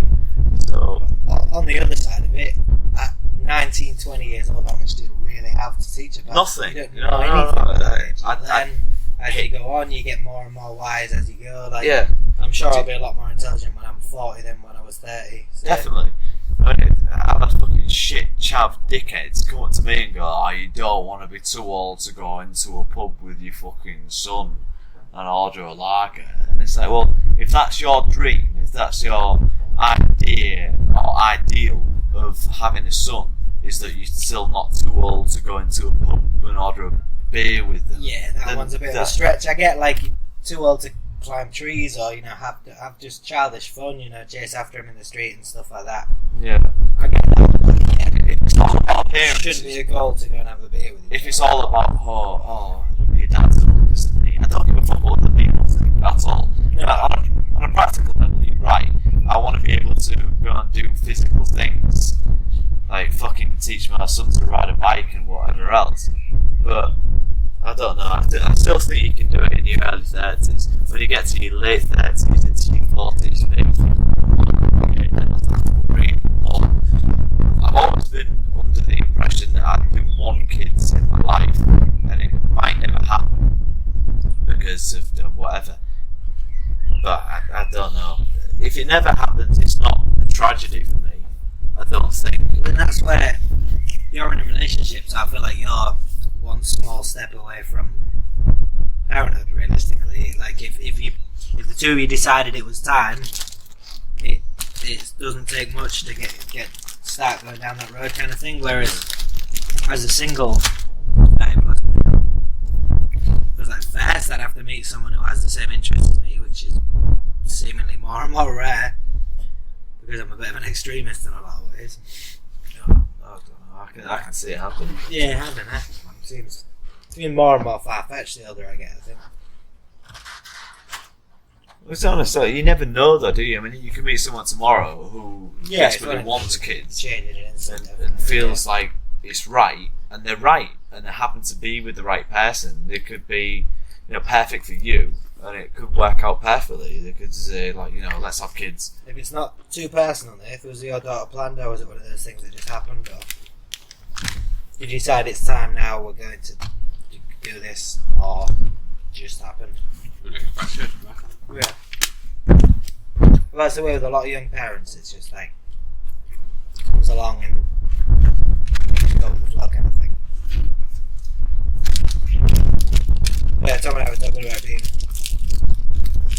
when does it become too late or inappropriate to have a child, if you know what I mean? Yeah.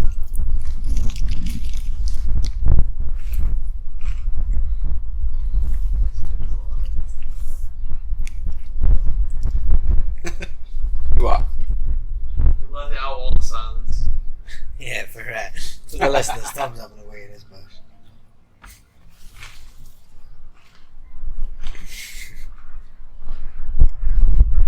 Are you fishing into summer? Sounds like it's water hitting water. It's just like a bed. It's from last time, I think. No, It's cumulative effect. Tom's pissing in the garden.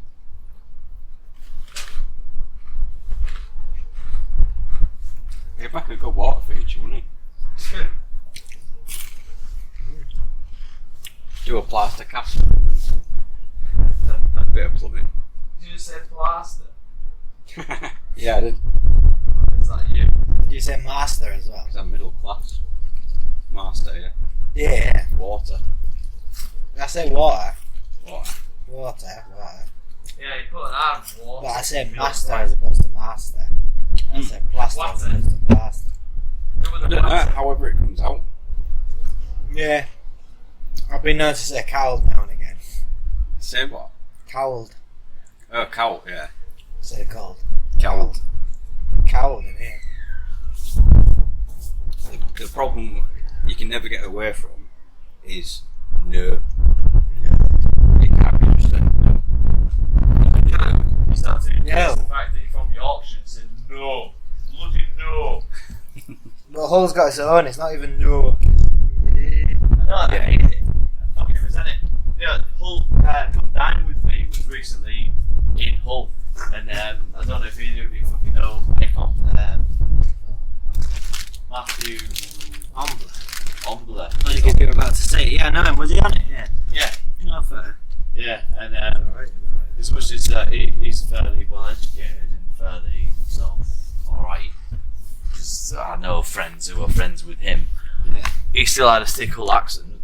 It's like, for fuck's sake. The one thing I would try and avoid if I was on Come Dine With Me is speaking with a fucking thick Hull accent. Yeah. It's like, he's supposed to be fairly intellectual as well. Like, he's a freelance writer and he's written for fucking Vice and Observer. And I've had it working in a restaurant in Scarborough. It's like, people have said to me, oh, you don't sound like you're from Hull. And I go, oh, right, yeah. Good. Anyway, what would you like to eat? One burger. And they go, burger? Like, you're definitely from Hull, aren't you? Fuck yourself. Seems how you Fucking ridiculous. But it's Scarborough, they say burger. It's really easy to fucking avoid these things as well. This thing, I don't know. Burger. Should you change the way you speak? Yeah, well, if it makes you sound like a thick cunt, then yeah. You'd have got along with my English teacher then. It's like, My you're English- literally my replacing English letters teacher in high a school word. was literally the single person that instilled in me that if you can't speak properly, nobody will respect it. A lot of me agrees with that. It shouldn't be the truth. It's like if you go to London and get a high-flying job and you still retain that whole accent, not a chance. You'll hit a ceiling at some point. I think we did earlier when we were talking about politicians and ways that they come across, and that includes speech. And if you're going to try and land yourself in Parliament talking like this, and I just don't give a fuck, I just want to stick up for the people, nobody's going to respect you. Nobody's going to take it seriously. It's all about being able to construct your manner in a way that's respected. It's not hard as well, this is the thing, it's really not hard. You just have to pay attention to what you say.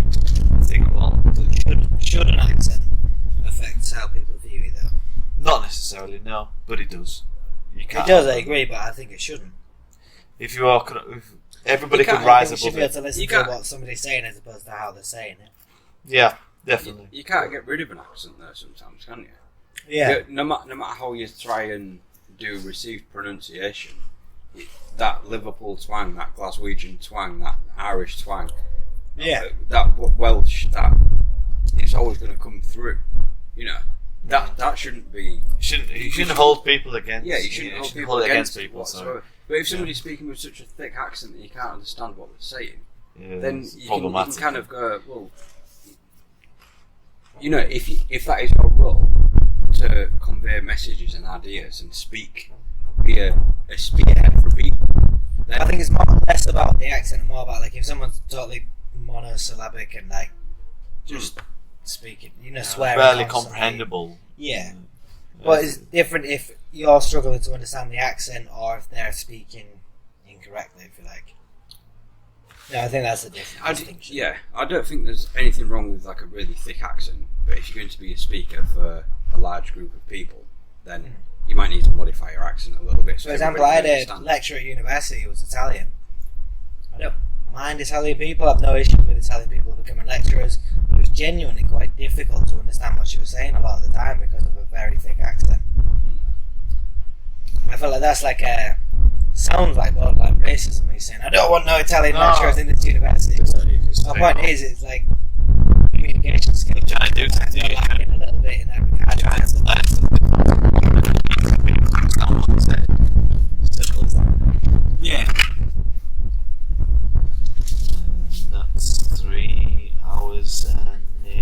25 minutes. Probably wrap it up there. They look pretty bent. It's been a good day. It's been a great day. I've enjoyed every second of it. Tom's looking more and more like a Mexican fisherman as the day goes on. We're getting the drugs out now. Yep, we'll get the Drug time, yeah. Get the crack out. Yeah. Let's go. Let's go. If you're actually listening at this point, I'm amazed. Well, thank you. And especially the positive. Yeah, and the plus sound. You've got the plus sound. Well done. Thanks a lot, and I'll probably never see you